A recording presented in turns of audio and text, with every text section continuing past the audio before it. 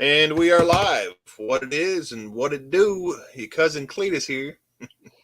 Hey, All right, so cuz. it's still stuff with Cletus, right? The channel's still stuff with Cletus, but I'm always calling everybody cousin. So I thought, well, I'll just change the name to Cousin Cletus because everybody's my cousin, right? So figure it'd be a new introduction for me. Hey, what's going on, cousins? It's Cletus here, or whatever. So I think I spent like almost a week around you, and I don't think I heard you say cousin once, but okay. really, well, more of in the live streams, I guess. I'll say someone will say, "Who is that?" And I'm like, "Oh, it's just my cousin." Hey, Big Block. Yeah, I You think never I heard heard him that say. before. I think I heard him a couple times when he was telling everybody to come watch a live stream. I heard him say, "Tell your cousins, tell your sister cousins." Oh, yeah. Well, okay. Yeah, I might have heard that. Yeah. Maybe not. I don't know. It's fine. I'm trying to pull my stuff up here. Let's see, Big Block. You got a little shadow going on there. You trying to get something back? Yeah, I'm gonna grow it back. Not gonna be, as long as it was. But, okay. But it's definitely gonna to grow. So Hey, CP. CP, what's up, buddy? I don't know. I sent you the link anyway. If you want to join, let me know, brother. I'll send you a link. What's up, Tim? What's up, CP? What's up, Leighton? So we were gonna get on here and talk about the Volvo a little bit. For a second, it's doing LS swap right now on a Camaro. But the main thing, or one thing I really want, looking less like Peter Griffin. Okay. What's up, 2530? The main thing I wanted to push today was 81.5 here. It's so close to 1,000. I want everybody to tell their cousins and friends and mom and brothers and sisters, everybody, to go over there and check them out. And if you like it, subscribe. So I know Mongrels, I know your channel's still growing too, right? Oh, yeah. Trying to break 400 right now. Nice. So are you going to No Name Nationals, Mongrel? I'm planning to, but okay. I think I have a plan in the works. 402 might be part of that. Okay. Sounds like a plan to me. William Paul, sister cousins. Okay. Junker Clunker, what's up, buddy? The Big Black Forsaken. Everybody popping in here. I appreciate that, gentlemen. So now that there's 18 people in here, man, I appreciate that. Like I was saying, everybody, make sure to check out 81.5 here. And somebody can, if I don't put his link in the chat, we'll let somebody else get a chance. If they don't, I'll do it in a second. We're going to try to get him to 1,000 this month, which I think is attainable. It's pretty close. Well, there you go. Tim Windsor. I appreciate that, brother. Tim Windsor, man. Thanks, Tim. Hey, Tim, did you ever get that pack of stuff from everybody that I sent? Maybe he'll answer here in a second. Hopefully he's got it. I didn't put a tracker or anything like that. I just put some stamps. But Leighton's already subscribed. Heck yeah. 81.5, not 815 or 815. 81.5. I like that better. He is very close. And I can't wait till everybody is close, but especially the guys that came down for the build. I love to see you guys grow and because y'all were part of that, so that's freaking awesome. What's up, Turlo? I've been thinking about calling Turlo out for No Name Nationals, calling him out for his Celica, because I could probably beat that, maybe. I don't know. Who's cousin Cletus? Dang, Turlo, come on, man. All right, so the joke, or the thing is, Turlo, and all the lives and everything, I'll say it again now. Somebody will pop in that nobody knows, and I'll say, "Oh, don't worry about it. That's my cousin or whatever." So I don't know. I thought it would be funny just to kind of do cousin Cletus. It's still stuff with Cletus. We're still doing stuff with Cletus. Now it's stuff with your cousin Cletus. How about that? That sounds dirty. Oh yeah. Big Block, I haven't got a magnet from you yet, bud. But all the way over there, way over on that side of Arkansas, it may take a little while to get here. It's only okay, thing. Tim did get the package. Good. We have to send him some more stuff now we know that everything's up. With a Volvo rear end and axles hold up to drag racing? I don't see why not. I think on the tires you'll be all right. I think if you had some slicks and a two-step and all that, I'm not maybe doing not. slicks for sure. I will change the wheels and tires whenever I find something that fits and is good for the style. I want to go to a very 90s, just 5-lug style. So, Something you can see these drilled and slotted rotors I got for it. So when you put the map sensor on there, it runs much better now, right?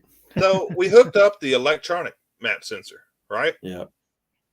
Which the map was barely moving. I'm like, God dang. So I was watching all these videos because it was taking forever to learn. It was taking it had 32 miles on it. It barely learned anything. It had learned 3 squares. I'm like, this is not right. Everybody's saying it should be learning pretty quick, not real fast. It's going to take a while anyway. So everybody was saying, okay, no matter if you got the electric one or not, go ahead and hook up the vacuum side of the map sensor. The one is built into the computer itself.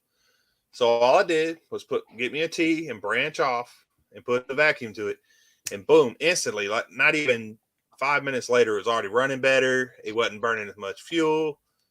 So let's put it that it was 33 miles was 12 gallons of fuel. Oh yeah. Yowzers. So we had already pulled the plugs and cleaned them, and yeah, that's a lot for 33 miles. Tim, I'll make sure he has your cell phone number, bud, and I'll make sure he calls you or texts you, bud. Good point, 81.5. That's funny. So 81.5. When you do hit 1K, I know you're gonna need some help with your hours as well. So he will hit he will hit 1K this month, guys. So make sure. I know most of you guys, if not all you guys, are already subscribed. Head over there real quick, give them some views, just watch a whole playlist or something. Comment on there. Do we still have a race to 1,000 between him and Wasted? Is it that close or? I think Wasted is still in 800s. Yeah, I think he's 800s. 870, 877 or something. It was Patina and I, but Patina graciously bowed out of the race. He's looks like he's at 694. So let's see. And I think we're about 2,300 on hours. So we're a little over halfway on the hours. So I think we'll get there relatively quickly too. Well, that's something we can all definitely help with. If everybody with our powers combined. Oh yeah, we can all watch your videos, get you up there. Yep. There we with go. all these Volvo videos coming out too. Yeah, 25, 30, that might be good mileage. On a 63. I started editing the next video for day one. Whew, there is a lot of videos for day one. We recorded most of our video day one. Yeah. Oh, I believe it. I still need to get all my videos to you guys, which isn't that much. I probably got less than a gig altogether. Well, the problem I had is I got a whole bunch of stuff, but it ended up being corrupted. So did you even get it from your buddy, or was it corrupted on his laptop? Well, I got it from him and it was corrupted. So if we need to, we can send. We could do 15 gigs at a time and just do it on Google Drive. Send you 15. You'll say, okay, I got it. It's all working. We'll take that down, put another 15 up. I know it's going to be a pain, but that'd be probably the easiest way. Or just buy a hard drive and get it all on there and mail it to you. Yeah. Well, we'll figure something out. I just bought this hard drive right here off of Amazon. It's $32. So it's 2 terabytes. Yeah, I'll have to do that. How much is it? It's a Western Digital. It's $32. I think it's 2 terabytes. Okay. Yeah, the one that I bought when I was down there, this one was like $55 or something. It's a 2 terabyte. But it's not a solid state, so it's not super quick, but it did the trick. Headed out. See you, bud. Let's see. Do you have it? Yeah, Jungle, we already talked about LS swapping the Camaro Forsaken's doing. Yes, we do need to get him on a panel one day and do a live with him, or everybody can head over to his live and talk about it too. You know, he does lives every once in a while. Bubba, yeah, I have 113 was talking about that after we put I was trying to get the fuel right and then change the oil because I didn't want to just change the oil and then dump some more fuel in it. So I think it's almost right now. We'll do about another 10 miles on it. And if it runs better, which it already is, if it keeps running better, we'll go ahead and change the oil and probably just change the spark plugs as well instead of trying to clean them. So, Mongrels, go ahead, bud. Anyone doing any call outs on you yet? Nope. No. I was thinking about calling out Turlo. He got that Celica that he was getting ready for the parade. It's a little, it wasn't rough, but it wasn't like perfect shape. I'm like, I could probably get the Celica. Probably not. But and then I was like, well, I could talk crap. That'd be kind of a fun name. Start calling him Turd Low, and he wouldn't get mad because it's Turd Low. He's not going to get mad. But, you know, it's interesting you say Celica. I probably pronounce it wrong, but I know Celica, right? Yeah. Well, we can say Celica down here, bro. Down here, bro. Junkers says that he will be live tomorrow. So if you guys want to talk about or see Forsaken Steel, third gen Camaro getting LS swap, they're going to be talking about tomorrow. And I know he was beginning to pull the engine today. You know, I could have pulled that engine in an hour. So, well, you know, you're getting pretty good. Well, actually, no, you weren't. We were getting pretty good at it. Yes. Well, and I will tell you this: your cherry picker or your crane makes a big difference, huge difference. Yeah. I took that one back to Harbor Freight. It was a pain. The manager's like, I'm not taking this back. And I'm like, yeah, you are. I did email corporate and everything. It turned out to a big thing. I was like, hey, it's on YouTube. I could, you know. Anyway, what's up, William Sanders? I tell you what, I started editing this next video and the intro is going to be hilarious. I'm working on something right now where I've been learning how to rotoscope. So I'm going to take a little action scene of each of you, cut you out, put you in front of your logos, kind of do a Brady Bunch layout. Oh wow! Cool. But that's gonna take a little bit of time. So yeah, I think there was 136 videos for day one that I got on this. I don't. Do you have the ones I recorded as well? I believe so. And that doesn't include any of the shorts, any of the vertical videos either, because I separated all those out already. Well, you know what was really disappointing to me is I have the confessionals and they work partially. So I get about halfway through some of them and they just die. Some of them, they work completely and other ones don't work that well at all. But I finally got some of them to work a little bit. And I was, like you guys said, 815 and Will. Some of those were pretty good. Oh yeah, pretty good. We're live. No, we're not. All right, real quick at the I took Tim Windsor's comment where he put the link for 815 or 815 or 815, whatever you want to call him. His link is pinned up to the top. So every time y'all see somebody new come in, or if you do see somebody new come in, y'all make sure to tell them in the chat in case I'm not paying attention. So anyway, we're up to nice. Good. 9:45. Yeah, I guess for Forsaken, I guess 815 did put out the first build video. We had some videos before, like pre-build, but you were the first one to put out a build video. Yeah, I just did up to the point of arrival pretty much, and a little bit of you washing the car and put it on the jack stands. That's where I stopped. Which is great. Yeah, I like that one. What's up downhill? Dude's had a bunch of video of him gassing up and driving down. I didn't use any of that. I saved that, and I think 113 had some selfie style videos, and I didn't use any of that. I tried to keep anything that was like the selfie type. I tried to keep that for whoever recorded that, and just kind of use the video of actually showing the car. You know what's amazing to me? Tonight I will load up all the video I have because I know it'll fit on because I don't have that much, but I have some before video and stuff like that. I'll load up all that stuff and put it on that Google Drive and send the link to everybody. You are welcome to as much of it as you want. So it's not very much, but It may help y'all. Well, I do have some of the videos working now, but what I don't have is all of you were standing around the Volvo when we pulled up with a camera, and none of you, I have none of the video of us pulling up. I saw a video on the file of you guys pulling up in the car. So I did see a video of that on there. Did you? So somebody has it. I've got the internal view, but I don't have the external. We just heard y'all coming down the road all of a sudden. Yeah. We're like, where's Mongrels at? Oh, there he is. Yeah, well, that was funny because I could hear, I was watching one of the videos. It's like, hey, anyone heard where Mongrels is about? No, I haven't heard from him in a bit. Last time I heard from him, he was here. And then next thing, dude shows up. And I know I'm 5 minutes behind him. So, yeah, you got it. Video of, the only person I haven't seen any video of, and I got like 10 seconds of his legs, is just Mopar Joe. So, I've got a little bit of him someplace. Okay, I gotta didn't get any. I gotta find what I've got of him. If you got my videos, you should have it.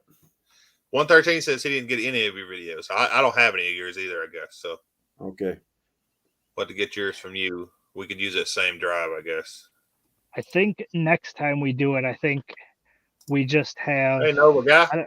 I don't know how we do it, but I think everybody, like, at the end of the day, dumps all the video onto the computer, and then before we go home for the day, we kind of spread it out to everybody's hard drives. Yeah, that's a good idea. Do it. So it was our first time, so we kind of learned. Go ahead, buddy. I'm sorry. I was just saying it's our first time, so there's a lot of things that we didn't know how to do and what to do. A lot of things as far as the video we should have thought out a little better. So, but all in all, we got it done. Everybody got along well. We still got a lot of video, but if we had to go back and do some things over again, I'm sure we could say, okay, we can do this better. Yeah, well, you know what?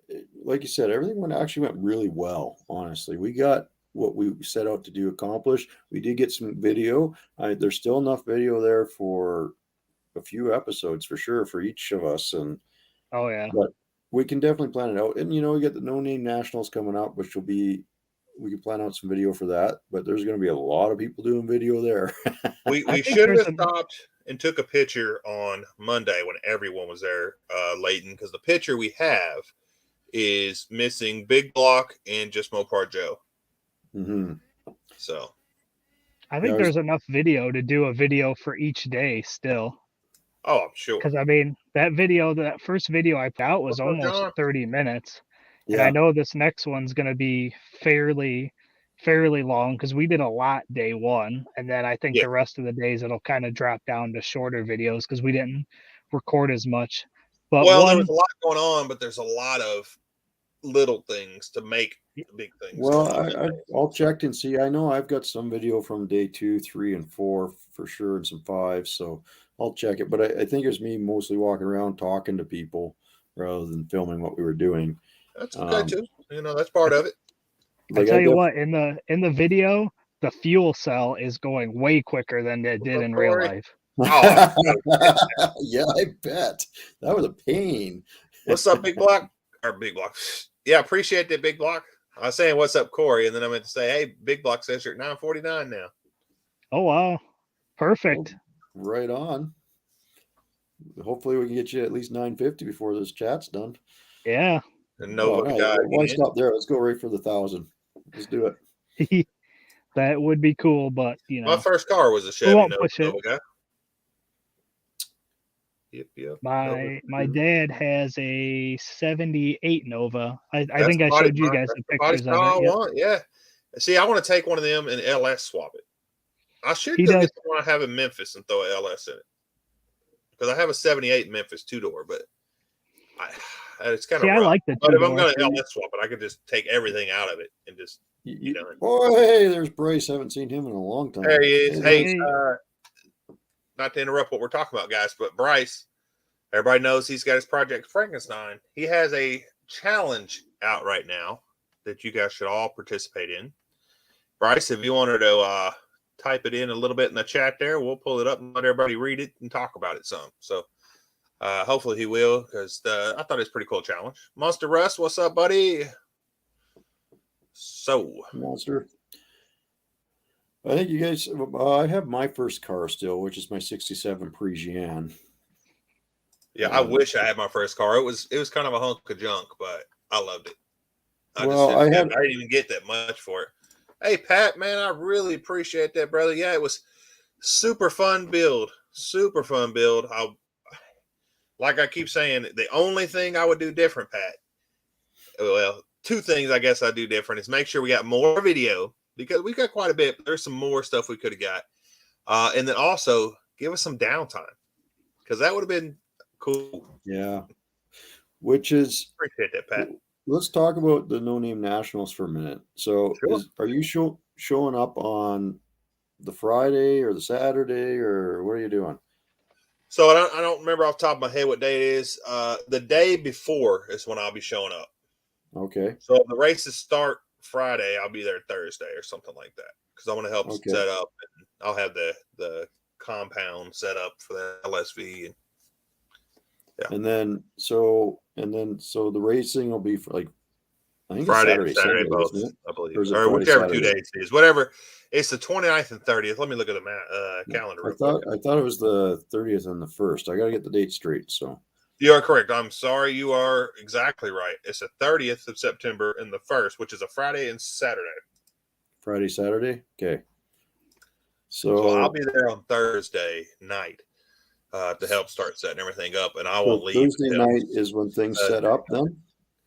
Okay. Well, they want everybody to be there Friday morning first thing, but instead of me being there first thing, I'll be there for the night before. So, because I think I can fly in Thursday into Memphis. Yep. And then I can't pick you. Well, somebody could pick you up because it's not that far. I think that would be big block or something like that. I'll figure it out. But I think Thursday I can fly into Memphis, and then we can do the thing at the track, and then I could leave on Tuesday or something like that. Was how I was looking at it. So I could spend a couple days down there, and now I'm not sure everyone else would be headed home, but I can go see what Elvis's place looked like and stuff like that or something. There you go. All right. Well, here's the challenge, boys. So I was talking about for Bryce. So he has his boom baby thing, so do your best one. If you got like a grill to put in, hint, or you got something you want to do, and do the boom baby challenge like he does on his channel. But if you go to Mike's Mischief's channel, that's where they first started talking about it. And that's where Mike's Mischief put out a video talking about the challenge.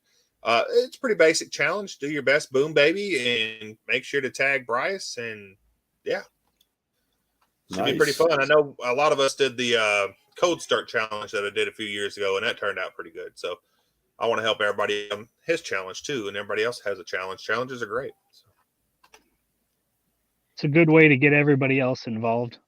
Yeah, and it's it's easy. Everybody can do it. It's not going to cost you anything. So that sounds like a great idea. So I got a question for everyone in the chat. What was your first cars? Throw them down there. Yep, first cars. Let's roll. Hopefully everybody says a 1975 four-door Chevy Nova with a straight six. I don't think that's going to be the first one. William Sanders says his was a truck. Going back up, Leighton Welding says his was a 86 Monte Carlo. I know Dudes with Wrenches was a 80 Malibu four-door, I believe. Yep, does he still have it? Yep, he does. He said that a little bit ago. Does he? I thought he got rid of that. Oh, nice. 68 Buick Skylark. Those are sweet. 80 Malibu four-door 305. Yeah, he said a little bit ago that he still has it. Oh, okay. 63 Dodge 440 slant 6 automatic. Cool. There's Jason's Garage. What's up, buddy? 68 Buick Skylark. 71 Mustang. Man. 72 Datsun 240Z. Okay. And that would be back then. It probably wasn't as cool as it is now. It was cool back then, probably. I don't know. Well, I love you had your first car, but now they are getting so hard to find. Oh yeah. People are going crazy about them. I had a 280 ZX. That was a nice car. I liked it. Dan, I don't know if yours is very cool, but I bet you loved it, bud. Yeah. 65 Thunderbird. Heck yeah. I had one of them before. I made a video on it. It was not very good. The one I had anyway. 66 Long Bed. Dang it, boy. That's Nice. cool. That's Nice really cool. vehicles. First truck.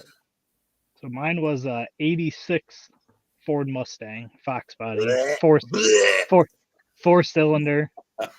I got it when I was 13.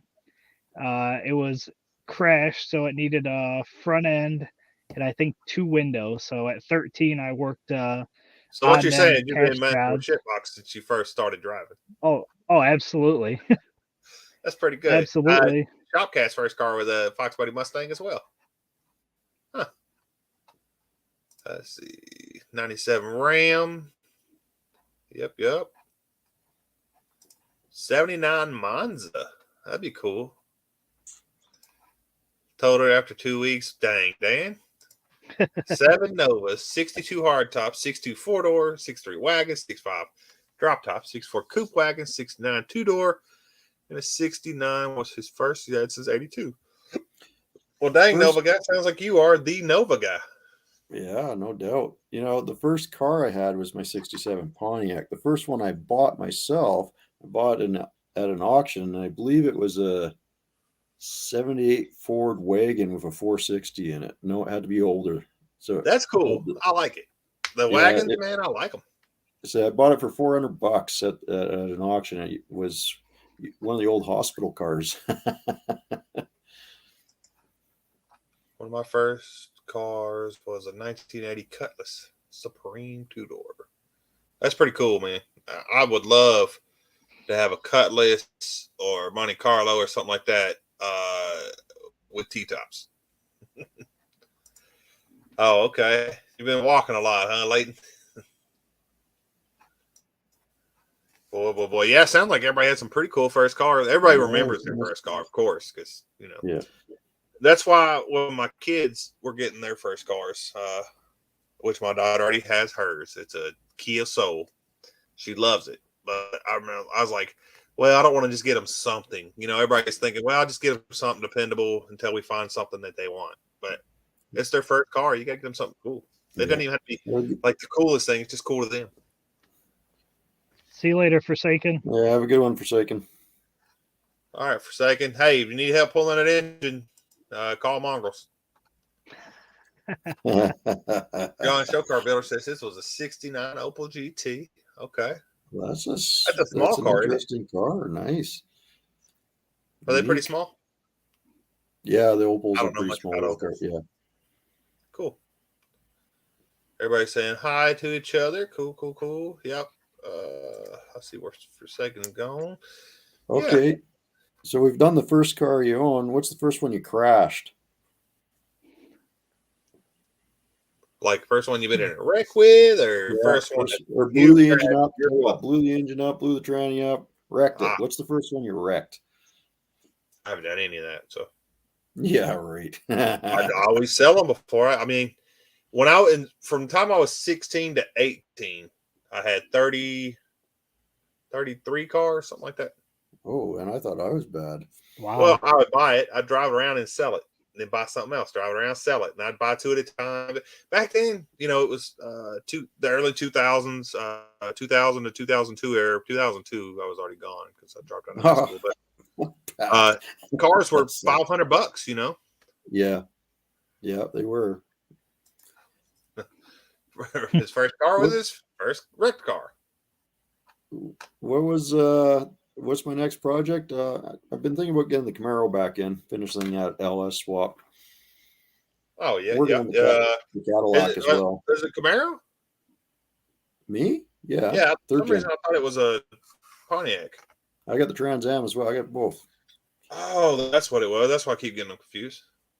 Yeah, the Camaro is the black one with the 5.3 and the 4L60, and the Trans Am's the white one with the 6-liter and the 4L80. Let's see. Leighton says 92 S10 fresh out the paint booth. Oof. That's a square body S10 too. That sucks. Never wrecked a car. Battle scars. 91 Suburban. Boy, that's a big one. You probably didn't even feel it. What's up, Brailsford? Brailsford had another giveaway, and this time I forgot to comment on the video, so of course I didn't win this time either, but it happens. That's cool. He's giving stuff away. He had 2,000 subscribers, so congratulations. Yeah, congrats on that. Sweet. Dang, Tim. Right in front of the insurance company. Oh, jeez.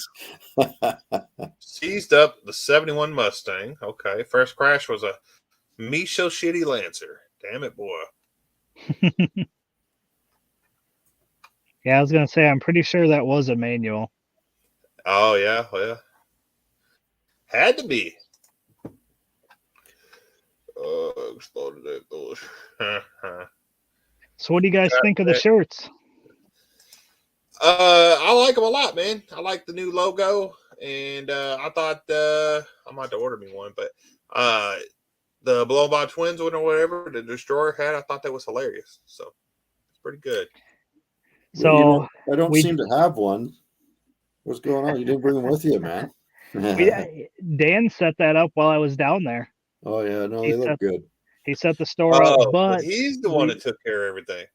Yeah. So, but I found out because he gave me this one because it was a little tight for his dad, and then I ordered one, and I'm like, man, it's kind of tight on me, and it's an XL, and like this is weird, and I jump online and see that they were performance shirts, so they were slim fit, and I don't know if you guys remember, I'm not much of a slim fit kind of t-shirt guy. That's what I need. I need the slim fit ones. I think everyone there was more slim than me, so I don't want to hear it. So what we did do is we did go back and change it, so you can get the slim fit performance tee, or now you can get an actual regular, I don't know, comfort fit t-shirt. So see, I was here talking about me so shitties, and here's William Sanders saying he's a big Lancer guy. Nothing wrong with Lancers and Eclipses, and it's just the other shitty Misa shitties that I don't like. But oh no, come on! That's all right. We got Badass Thing in here. He knows. We got Badass Thing in here, and he knows I don't like Fox bodies, but you know, he still comes around. I tell you what, if mine was ready, I would have brought it down to No Name Nationals, but which one? Got my Fox body. The Fox body. You got a few months. You can get it ready. Come on now. Bring the BMW. Last year. What year is the other Mustang? I'll tell you what. I know this guy that built up a 306 engine, pulled it out of a Mustang, a 67 Mustang, put it and drove it 4,000 miles. And then what happened at 4,010? We won't talk about that. Still made it. Yeah, so I did a lot of work on it last year. You can have it ready by then. But I was going to say that was within a 2-week period. So come on. Yeah, the 240 could come down. The BMW, the El Camino, the Mustang needs a lot, and I've got a bunch of stuff. Race car, right? Yeah, I got a bunch of stuff to do around the house this year, so I'm gonna kind of scale it back a little bit this year, finish up some of the other stuff I need to do. You are a racer. Listen to the excuses already. This is great. Just you can tell you're a racer. You can never lose a race if you don't come out of the garage. That's right. People can call you out and say, "Well, I just can't make it, or I would beat you." Yeah, that Volvo's so fast, I'll beat anybody. It's not going to be there though. Let's see. What? That was no Evo. I'd love an Evo. Oh, okay. Do you say the Volvo's not going to be there? It's going to be there. I was bullshit. Oh. Yeah, no, it'll definitely be there. I'm not racing it myself, but Happy Sky on YouTube. Send me a message on Instagram. I'll send you a link, bud. It's like we're sitting at 949. Who's going to be our lucky 950? 950. The link for 881.5 for his channel, guys, is pinned up at the top. So I might have to make a special shirt that says 815, 815, and 815. I have all three of them on there somewhere. It's like whatever y'all want to call me. Hey, there's just Joe. Yeah. Yours must have been burning. Joe. We were just talking about him. Didn't get much film of him, but you said you got some mongrels. Yeah, I messaged him to see if he wanted any video. He says his audience probably won't like it, so he's going to leave that at us. So I understand. Just Mopar Joe's going to be at No Name Nationals. I'm looking forward to that, actually. Wait, yeah. Oh, there he is. He's the 950. $9.50. Nice. There it is. Appreciate that. So I'm going to show this real quick. So on the Volvo, I'm putting up a board. Make sure. Yep, there it goes. Okay, I'm putting up a board. And on that board is going to be a QR code. And the QR code is going to, if you hit it with your phone or whatever, it'll also have the website to this link tree. But it pulls up everybody's links, which I need to put everybody's picture on. Here's mine, and here's Bubba Ayers already loaded. Mongrels, I have yours. I'll have to load it on. 113 sent me his, and I think 81.5, I think yours too. So Yep. I need everybody else's so I can put their little picture besides their thing. But if you click on the thing here, it should pop up. And you guys probably can't see where it took me, but it should pop up with, directly to the YouTube. And says, would you like to subscribe? So, which I'm already subscribed, but What's up, Destroyer?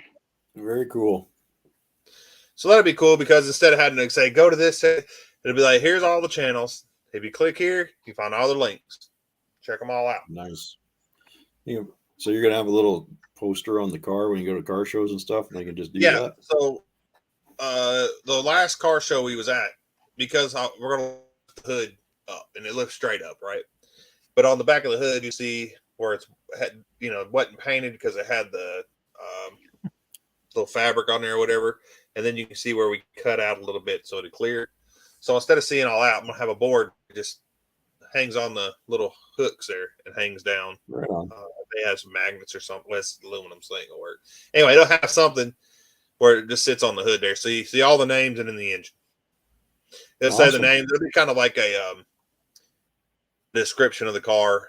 YouTubers built it in this many days. This is what it has in it, blah, blah. So I don't have to explain it because I tell you, the whole car show was from like 10 a.m. to, no, it was 9 a.m. to noon or something like that. And we said, gosh, we told the story about probably 20 times a piece or more. Everybody cool, though. Story. Well, that's cool, though. Like, I mean, you normally get people walking around at the car show and off they go, right? So obviously they were pretty interested. That's pretty cool. So that was definitely Mrs. Dan there. I see. That was Jen. Well, that's good. Let's get her done. So what's everybody think of the Vice Grip Garage coming out with I seen that. I thought it was cool, but that just means we need to, not that I want to copy his stuff, but it's just crazy the timing of it, though. Like we did it, and then all of a sudden, like a week or two later, out comes. Well, this I can go back and show where we have all been talking about it too. So yeah, that'd be good. And mine's going to show that whenever I do get a video out, hopefully. But you got to remember, we had the live feed up long before any of his stuff came out. So, yeah. And it's not like we're competing directly with him. Yeah, we didn't. It's kind of interesting. Yeah. It just seemed crazy that we had talked about it and we're like, nobody else has done anything that we've seen. And then a couple weeks later, all of a sudden, there it is. What I don't get is how he got so many more views than us. It just. Oh, I'm sure. But that's okay. Like I said, we can kind of, piggyback on what he got going there. I might have tagged my video with the name that he used. Not going to specify, but I might have threw that in one of the tags. Cousin Jess Mopar Joe, them coils they work perfect. I'm gonna take them off again and clean them up, and probably tape it off and repaint, black and make it look good. But they work perfect. They were great. I'm glad I didn't have to buy anymore. Let's see. Videos of LS Turbo Swap Fox soon. Okay, badass. So you're going to be like 81.5 here. Y'all can, them two need to be at No Name Nationals. Now, I know you can't make it this year with your car for sure, right? Yeah. I'll be looking forward to his videos, though. That'll be cool to check out. All right, Monster. Yeah. Monster did do a good job. Yeah. We were kind of busy during that live. We were kind of bouncing around everywhere, and we did have some live issues. I think everybody did a good job of whenever they walked by, kind of stopping and taking a look at what it said and answering a couple questions. So Yeah, I think everybody did. I thought they did pretty good. Yeah. Mons laugh per gallon. No, okay. they're talking about smiles per gallon. Yeah. Oh man, LS Stanky. No, Destroyer, that's one vehicle I don't think you should LS swap as old Stanky there. I think it's perfect how it is. Now you could EV swap that. That would be no, cool. we can put a Hemi in it. Let's put a Hemi in it. It's too small. Come on, I'll go help you out, Destroyer. Just let me know, man. Oh, he'd probably be down for that. He is a Mopar guy. Hey, so am I.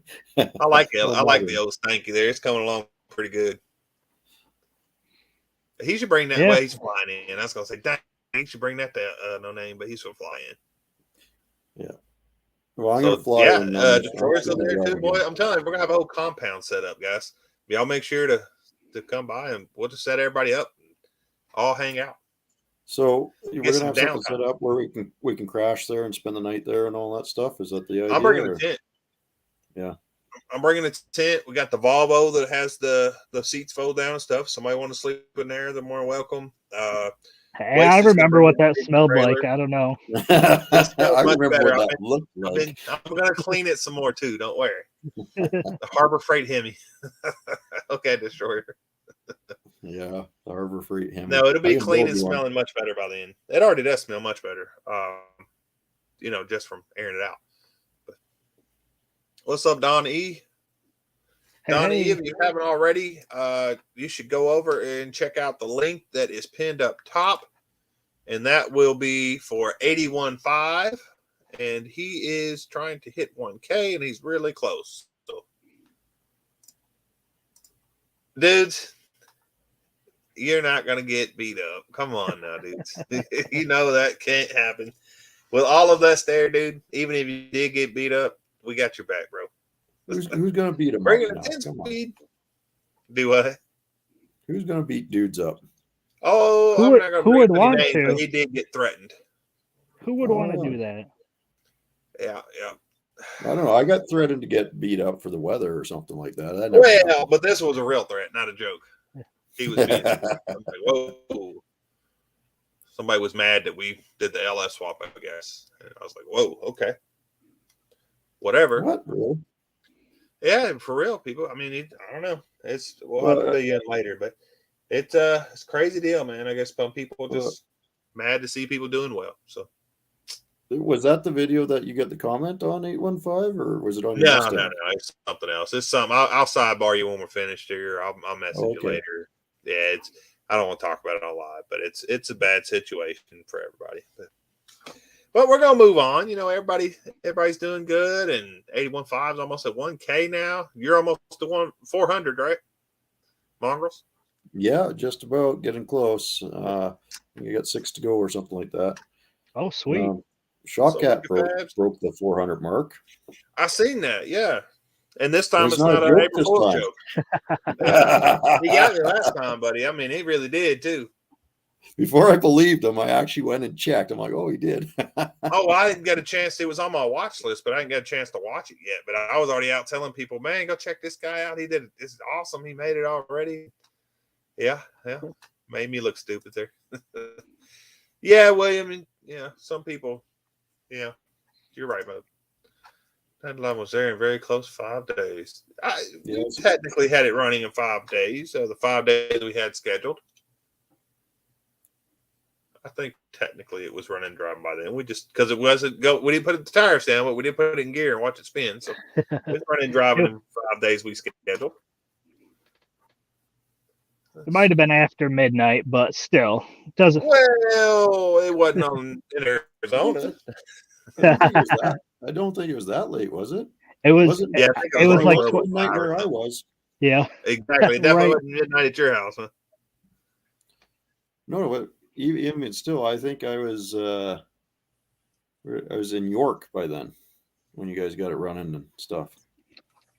See, everybody else thought it was a nail biter. I knew we were going to get done, but I guess I had looked back on it, see all that we had left on Thursday.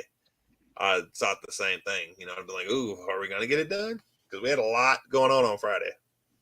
I was actually thinking about staying later. I'm like, oh, they're so close, so close. Maybe just a couple more hours. I'm like, no, don't do it. You gotta get home. I wanted to though. Boy, did I want to stay longer.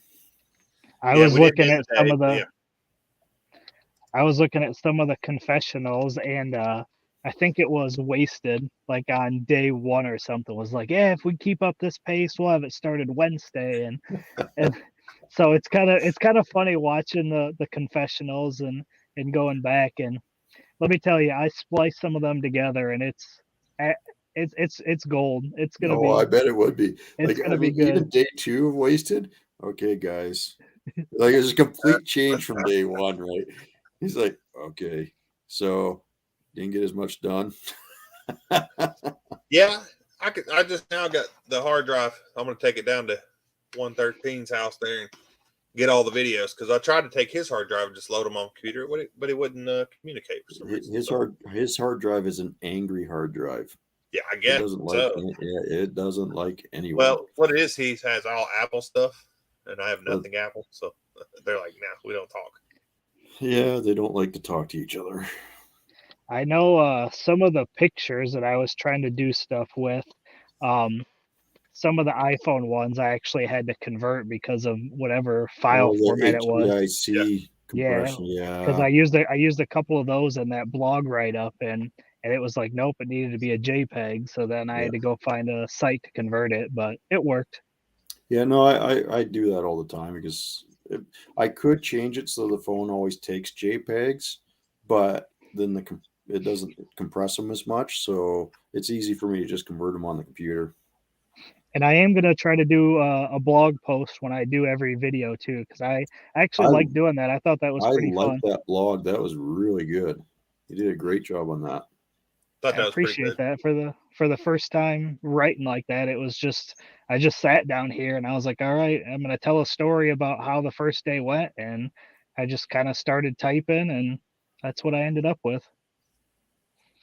And thanks to Dan for setting all that up too. He's the computer guy. I was like, hey, I want to do a blog. I was like, can you set that up? And yeah, next Well, thing it I know, sounds he's like like, here you Dan should go. have flown down or came down with you and did some video recording while we were working. Well, I brought a guy that was supposed to do that, and he ended up doing Oh, electrical work and all yeah. that stuff. I'm really glad you brought him. I'll tell you that. You did a good job. Yeah, He I did. don't know I if think any of us everybody would did a have. good job. I don't know if any of us would have, at least not me, wouldn't have done as good on wiring and stuff. But Yeah, I went back when I was trying to find out why the fans weren't working and was trying to go through all the wiring on the. I'm like, wow, this is a lot of wiring. it is. Yeah. Luckily, it just turned out to be the ground was on that plastic that looked like metal. But besides that, all the wiring has been great. So Good. everyone in the chat, if you haven't already, go hit that link at the top. Head over to 815. Make sure you're subscribed. Yep. Let's get them to 1,000. Tell Let's your get them friends. there, boys.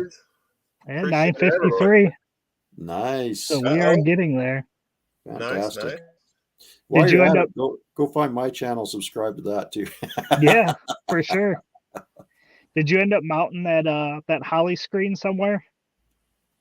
So I did the same thing, and I'll show it in the video. But for the glove box cover, I took some Velcro that you stick on both sides, and I did the same thing for that screen. So it's Velcro to the dash where I can pull it off when I need to, and then the cover cool. it also Velcros off. But it holds it pretty good. It's strong.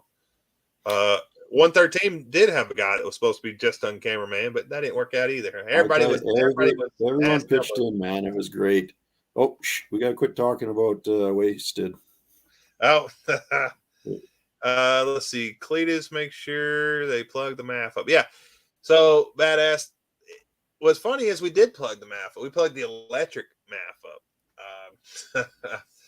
But then, then I went back and decided, yeah, we better plug in this vacuum operated math that's connected to the computer itself. And boy, it's running so much better since then. So now we didn't get a chance to test out the fans with them. We had tested them before when we had them off just to make sure they worked and everything. But we never tested them afterward.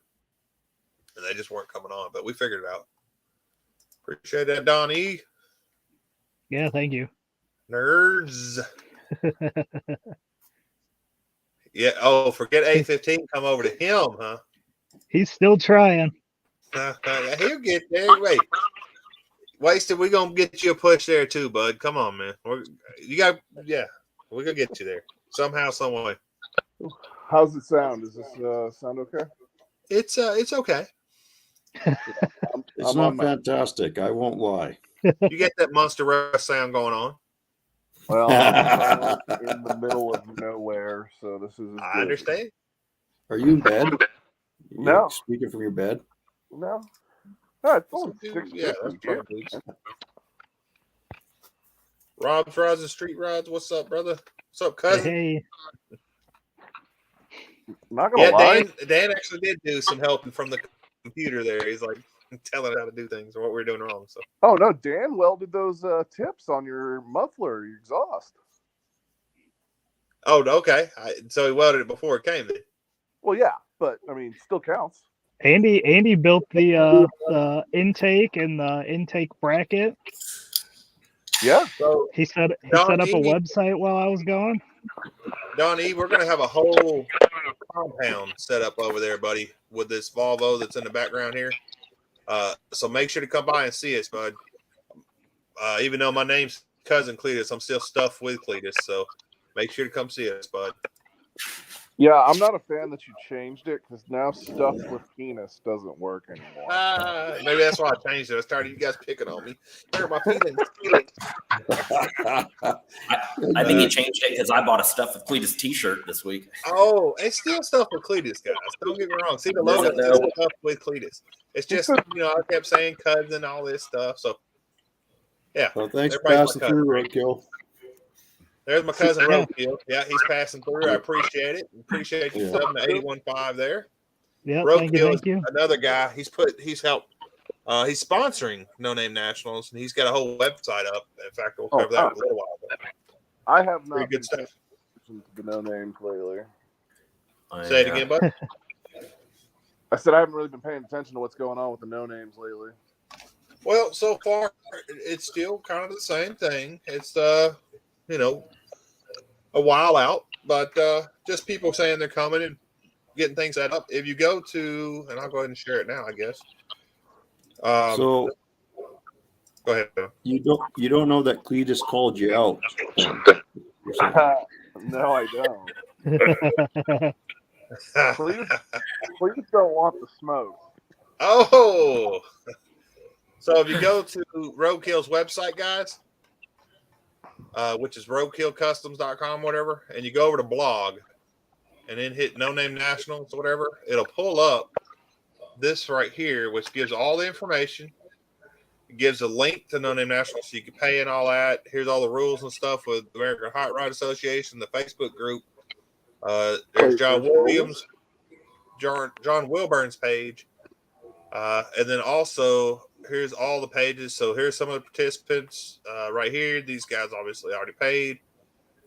These guys are going. And then you got these guys as well. These guys have already made it over 500. They're trying to get there. These guys haven't quite made it there. You see Bubba Ayers right here. Big Block 402. You guys probably know a bunch of these guys here. But anyway, if you go over there, get all their links and everything, you can check them all out. So where's my name? I know I paid. I'm somewhere in there, right? You are probably going to be. I don't see you yet here. Should be in participants, I would think. You're going to be over. I don't see you by White Trash either. So I don't know. That might be something that we get with Roadkill there and see why that you're not on there. He hasn't updated it past couple of days, so maybe that's what it is. But well, I've been. No, you paid way before though. Yeah, I was gonna say I've been registered for months, bud. I know 113 just paid. So. Yeah, he should be listed right there. Those who take He's not still in here, which I think he's not. I think he was just stopping.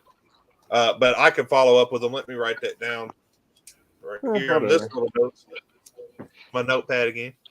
Oh my God, yeah. But you know what? That was the one thing we never saw your phantom notepad for when we got there. That's because everything was already organized. Think of how smooth it went, guys. It's because I had everything written down. How smooth was out that? then. How was that Friday for you? How smooth was that? Yeah. What Friday?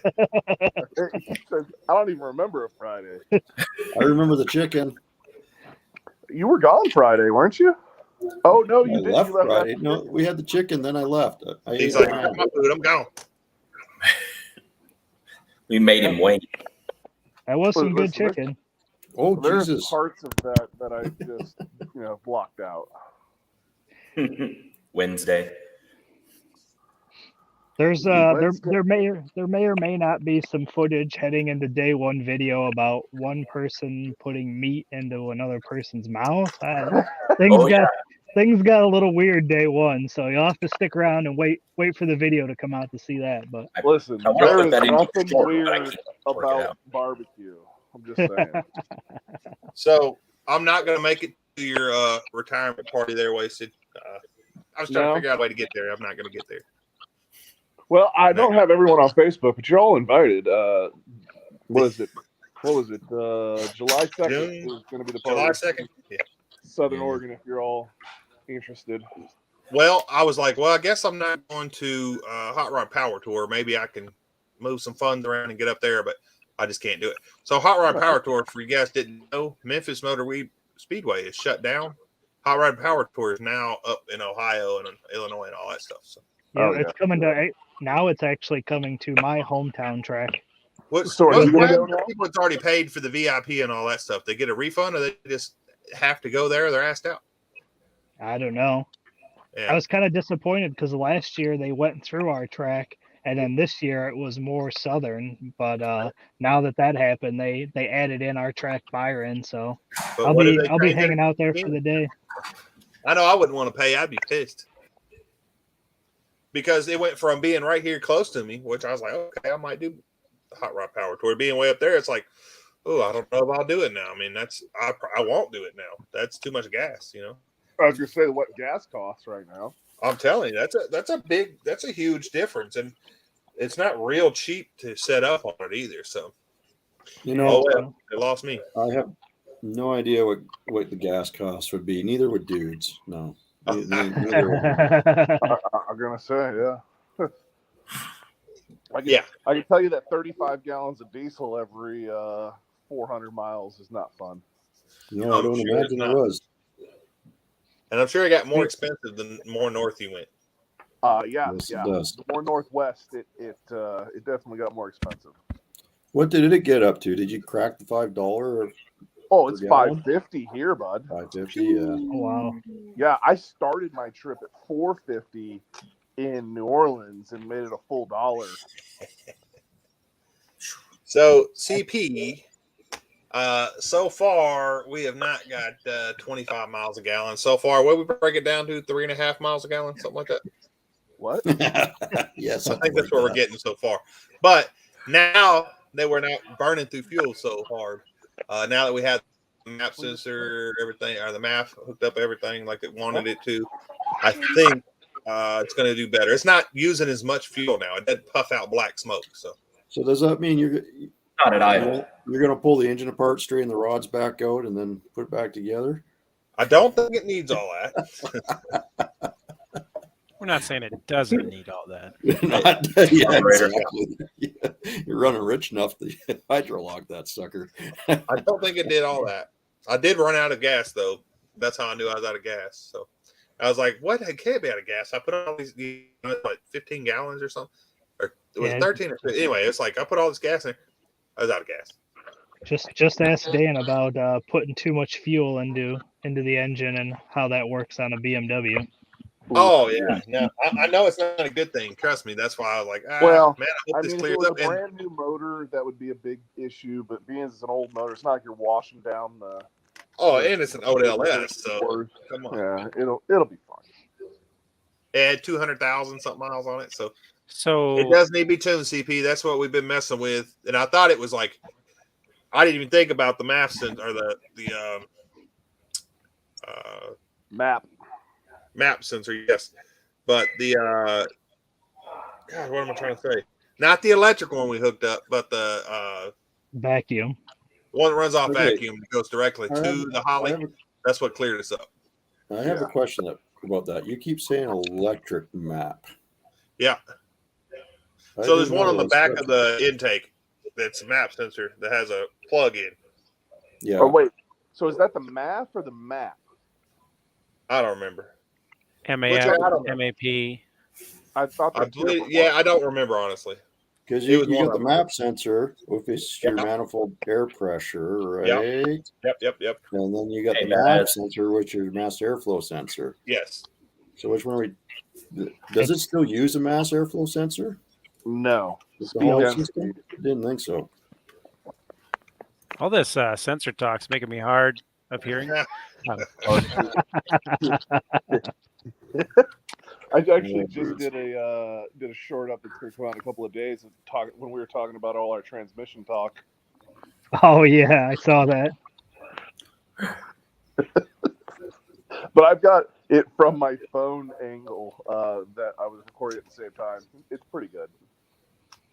So let's back up a second. So you're saying it burned through 13 or so gallons of fuel. So how much of that made it into the oil, and have you checked that recently? So Bubba Ayers already brought that up, and what I told him was, now that we're learning now is actually learning instead of just learning 3 little blocks. Now it's actually learning on a whole page.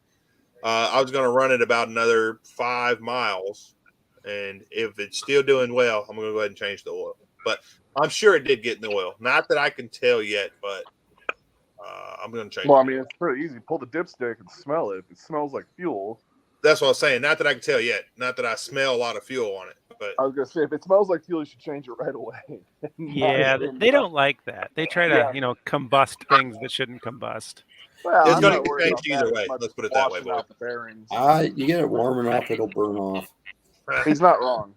I mean, I ran a golf cart that would put fuel until it hydrolocked, and then you just had to, send it out. It's fine. Pull the plugs, run it for a minute, crank it over for a bit, clean it out, move on. That is exactly what we would do, and then we would drain the oil, which was basically gas at that point. Just do it anyway, William. 73 diesel. It's fine. It would be fine. On the way driving back after the Volvo build, he's like, man, now that I see what it takes to go through making custom mounts and everything, he goes, I don't know if I want to do this swap anymore. Oh, really? See, I was the other way because I didn't actually. Yeah, I was like, boy, that's kind of cool. I could do this. Like, did you see those hackery mounts we built? This was pretty simple. Yeah, people have been talking about the mounts. Together. Even at the shop where they're putting in the power steering rack, where I took it over there to get them to align it and everything, they were talking about the mounts and everything too. They're like, dang, where'd you buy these mounts? I'm like, no, they're built. So built, not bought. I would, I don't know. I think I might do it a little different next time, but for what we had, and for there is no next time. We did it.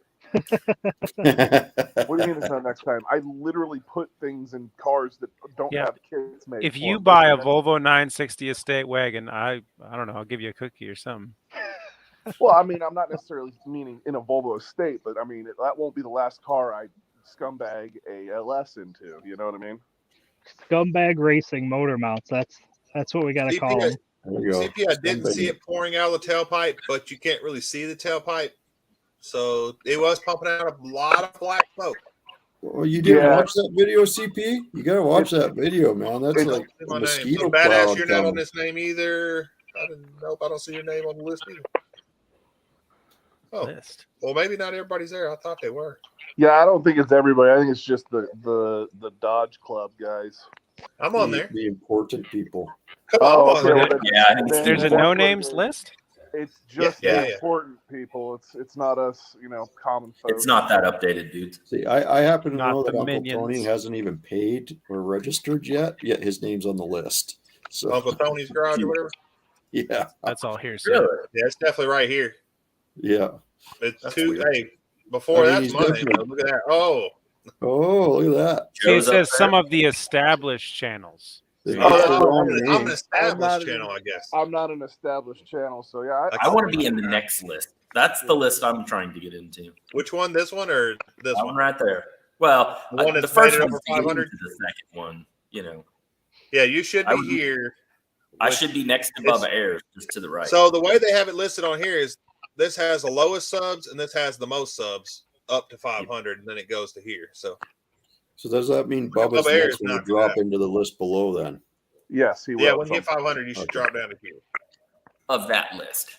Yes. of this list. He's at 440. I'm at 454. So you should be Nice. somewhere Good number. in the area as well. 455. So now we're okay. Yep. Yep. Right. Yeah. What are you Is there a going way to be on my driving? phone to see the comments and see all of this? How does this work? I don't think you're on the phone. Welcome to the phone, buddy. Yeah. This is terrible. Hey, flip that camera around. See how that works for you. Give me a hard time. Oh yeah, I was. No, I'm there too. It messed it all up. So I didn't see where it said established. I guess I'm established now. Ooh, no, So established. that's funny. I'm not established. You're not Parked on that your list. claim. You I didn't beat on see your you on that hydrant. list. Fine. You didn't see me? Well, Stuffwithcleatus is on there. Oh, old stuff with penis is there. Okay, That's still the name of the channel, guys. God, that's not what it says. My Yeah, I know- whatever, I know cuz. all the logos and stuff are still gonna say Stuffwithcleatus and all that. It That's just not what the hyperlink says. Yeah. Well, sorry, cuz you're not on that list. Yeah. See, yeah, that's the thing. You're gonna go show up, and they're gonna be like, "Yeah, you're not on the list, bud. You can't come in." Well, it'll be all right. He's a big guy. Everybody's gonna know who he is right off the. Oh, it's Stuff Yeah. with Cletus. We know cousin That's Cletus. right. Oh, come on in, That's man. right. Established. Yeah, That's right. because it's established, everyone knows him. Okay. That's right. That's right. Yep. That's right. Must have been from the Volvo build. I don't know what else it could be. Yeah. Maybe, yeah. I don't know. He's Well, I gonna did roll make in- Maverick. That was He's pretty gonna roll popular. in blowing black smoke like a freaking diesel. Who Well, needs a diesel? but stuff with cleats.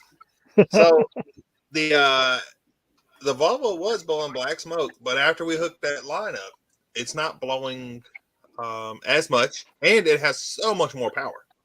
It's not Yep. going at idle As at much. low speed, but as soon as you get on the gas, it's Well, Oh, that's because it's still trying to clear out the muffler. Well, it's all actually learning cooled in now. there. Well, and probably clearing out everything that was sooted. I mean, when's the last? Well, Have you put new plugs in it since you washed? No, we we cleaned didn't them take already them clean. once. We cleaned them. We took them out and cleaned them. They were black. But so we did. Like dry black.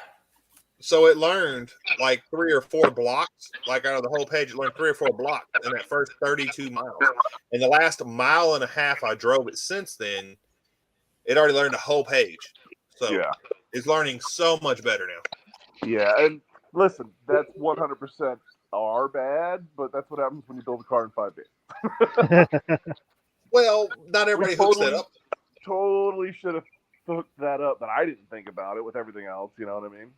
As soon as you said you hooked it up, I was like, "Oh yeah, that probably should have been hooked up." Oh, well. Well, Galen and I talked about it, and we were talking about just tuning it out. What's up, Piss and Twisted? Yeah, and that's what everybody was talking about, just tuning it out and everything. But apparently it's so Oh. much easier just to hook it up.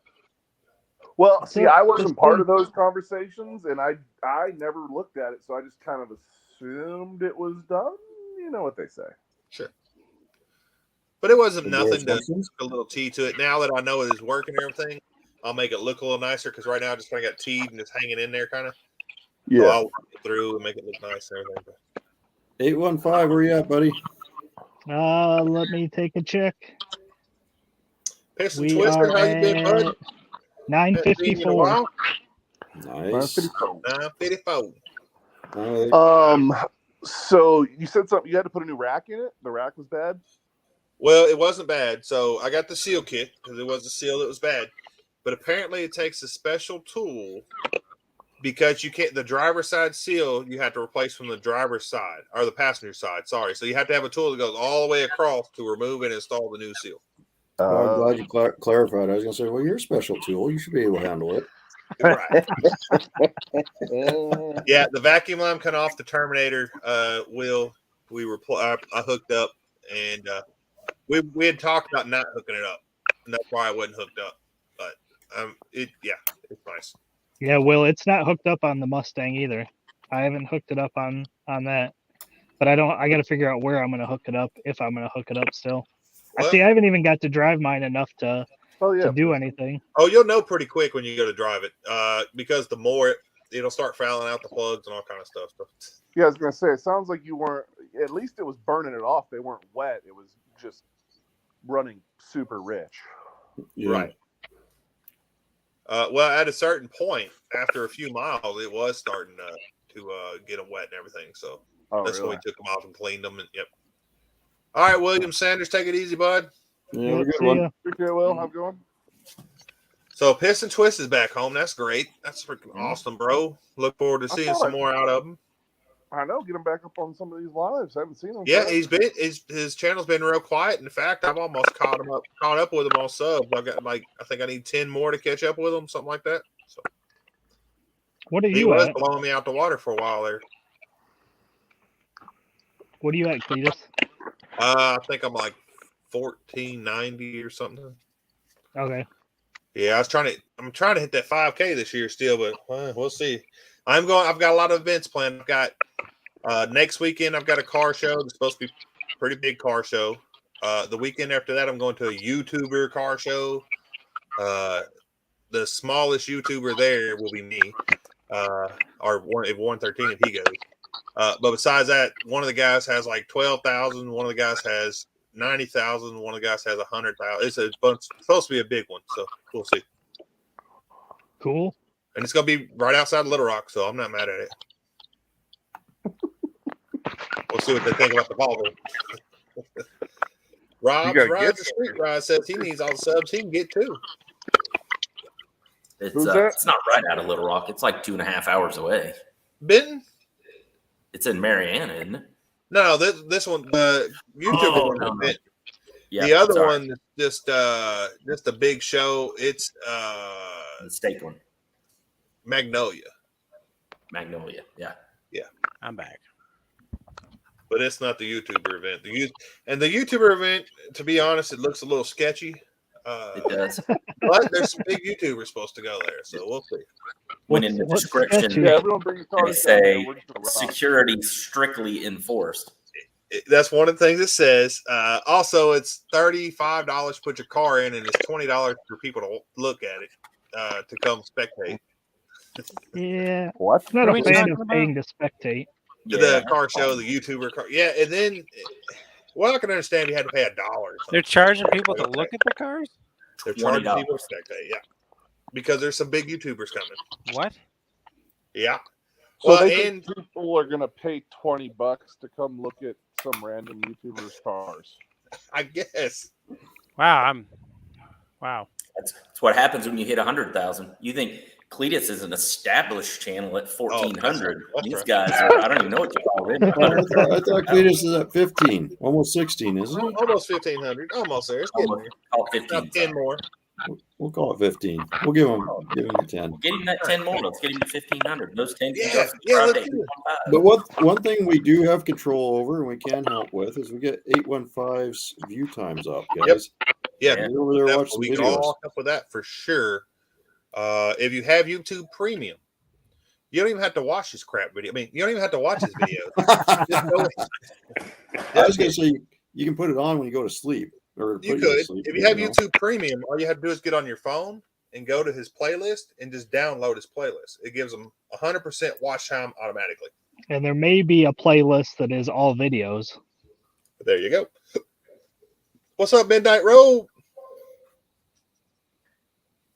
So everybody going to taking their screen off? Well, I don't have a it's screen now. to put on. Uh, No, I don't have anything cool. I just have a mystery person. Mystery. Hey, Midnight Road. Incognito. I think I'm still the, I'm hoping everybody can come out. Oh, there you go. Yeah. Oh, let me change mine back too. There's the motor. There's the car. There's the motor. There's the car. oh, there you go. It makes it easier to watch with your screen off. Oh, So how's everybody else doing family scratch. in creating Volvo videos? I have the hard drive. Yeah. That's about as far as I've gotten. I don't have the videos yet, but I have been getting things ready from the lives and from some other video I already had when I picked up like the Yukon and stuff like that, that I've been getting ready. But I do have my hard drive now. It came in right before this. So I'm going to go down to 113 and get get all the video. I'm going to interject for just a moment here. Now, you're going to take that from Piston Twisted when he's the one that was just talking about his subs going up when he's not around. See, I wouldn't take That's how it works. I'm just That's saying. how mine work. See, mine doesn't. If I don't post or I don't do something, it just. I'm just talking. His comment there. I'm just talking about people in glass he likes houses. to talk a little shit. You know how them Canadians do. Us Canadians, yeah, we're rude. No. Oh, there's hey. Will still wants to know when your Fire Hazard Fairlane videos are going to come back out. Yeah. Come on, dudes. Well, I gotta make some Volvo videos and have fun with that. He did put his thermostat video back up. So if y'all haven't watched that, go over to Dudes with Wrenches and watch his thermostat. Some guys they probed me into doing it, like peer pressure or something. Good video, it really was. And it's not that it's funny, it's not that it's super informative, but it's a little bit of both, and it's a good video. You got a lot of videos of your gas station stops I saw. Yeah, on the so hard drive. I did not clean anything up before I put those videos on there. So there was going to be a whole series of doing gas stops with the truck all the way there. And then I was going to put an engine treatment in and get better mileage on the way back. And then I didn't do that part. So all those videos are kind of pointless. That's your first step to your trip down there. Yeah. It's just, 5-second segments of every gas station stop. Yeah, well, that's the thing. It's like I take video stuff all the time with these good intentions and these mental ideas, and then it all just turns to fodder at some point. I do what I do. Just put it on time lapse and throw some music at it. You're good. Yeah, I'm not very good at that either. It's the music part that's hard on that. Yeah. Well, I was telling these guys earlier, is day one video, the one I'm editing now, is going to be the hardest because there's 136 videos to go through. I think that was probably the most video taken was day one, and then after that it all tapered off. Yeah. Yeah. At least in my file. Like I said, I was going to get all my videos to you guys, like all my little bit of videos to you guys too. So I was going to try to do a video like every couple days, and then I started looking at day one. I was like, yeah, this is going to take me the week to get this one done. We'll see on the ones after that, but. Well, my videos I'm talking in, but you guys could mute my voice and use the video if y'all needed to. Yeah, I've done that with a bunch of them. I kind of time lapse on them. Yeah, like 113, his voice pretty annoying, and so is mine. And I get talking through everything. So. Oh, here comes the trash talk. Okay. I wanted it for my videos, and I was like, I know how to delete audio. I wouldn't trash talk with you guys if I didn't think y'all could handle it. You guys, you're not sensitive like that. So there's some videos 113 did at the end of like day 0, which I didn't use those because those were like selfie videos. So I figured I'd let you use those ones. I only used like videos that were facing the car. Yeah. I don't think I'm going to put out anything until August, to tell you the truth. Dang, really? Okay. It's like he wasn't even there. Yeah, Dan's pretty excited that he gets a break from doing all the Elko videos. Nice. Well, I'm just expressing my shock that Wasted's not doing videos right after the event. I know, it's weird. It's so weird. So weird. So, again, here's a link tree thing, guys. I need y'all's logos if I don't have them so that I can put them by your names on here. So needy. Yeah, well, when somebody on the screen, the thing I'm making, when somebody scans that QR code, this is what it's going to bring them up to. This right here, and it's going to show them stuff. All these links. I think I have everybody's logo from when I was doing the video. Oh yeah. Well, then just send it to Cletus. I was gonna say, if you have mine, send it to him because mine's on my computer. I got a hotspot it. I'm gonna super lazy it up. I'm gonna need you to do that for me. I'm actually gonna do it right now. Well, there you go. Then I need those reports on my desk by Monday. I just go off of Google and steal your logos like everyone else. Computer, oh well, but I can't hook my computer up to the internet. Can I just do that to Not myself? stealing mongrels if we let you do it. That's right. Yeah. I have mongrels already. I already sold a couple of stickers and shirts for his. So. Okay, nice. Well, when am I going to see those proceeds? Oh yeah, they're in the mail. Okay, somewhere. okay. Canadian mail, it's fine. That's it. Yeah. Oh, I didn't put a Canadian stamp on it. Boy. Hey, don't put over $100 in the USPS will not insure over $100. Okay. What? $100 at a time. If it's going to Canada, they won't. They just expect it to get lost or broken? Or I don't know. If it's anything of value, we want it. Yeah, any of value, we're not paying for it because we're putting it on pigeons and sending it. Pigeons? Is that how they do it up there? That's how they did up there. It's pretty Canadian. I thought it was a moose that took it. Okay. It's a moose. No, that's the secure mail. Oh, that's secure mail. Okay. Small Canadian jockey midget with moose and Yeah, it gets stolen off Stolen of off postal your horses. You have alarms on your postal horses? Come on. postal horses. I still need you to send me some maple syrup because we don't have maple syrup down here. I mean, you can buy it, but it's forgot to remind. I was going to bring the maple syrup down, but you forgot to remind. And even more importantly, you didn't offer to pay. So that's why 113 got what he wanted. I ate that last candy bar yesterday. I was trying to. Hey, when you come down for No Name Nationals, you got to bring some maple syrup in, and I'll pay. I don't know if they'll let me bring it on the plane, but I'll try. You might be right. What the heck is going on over there? Wasted's having a party or something. He's eating his mic. All sorts of stuff coming. It's reverb echo. Yep.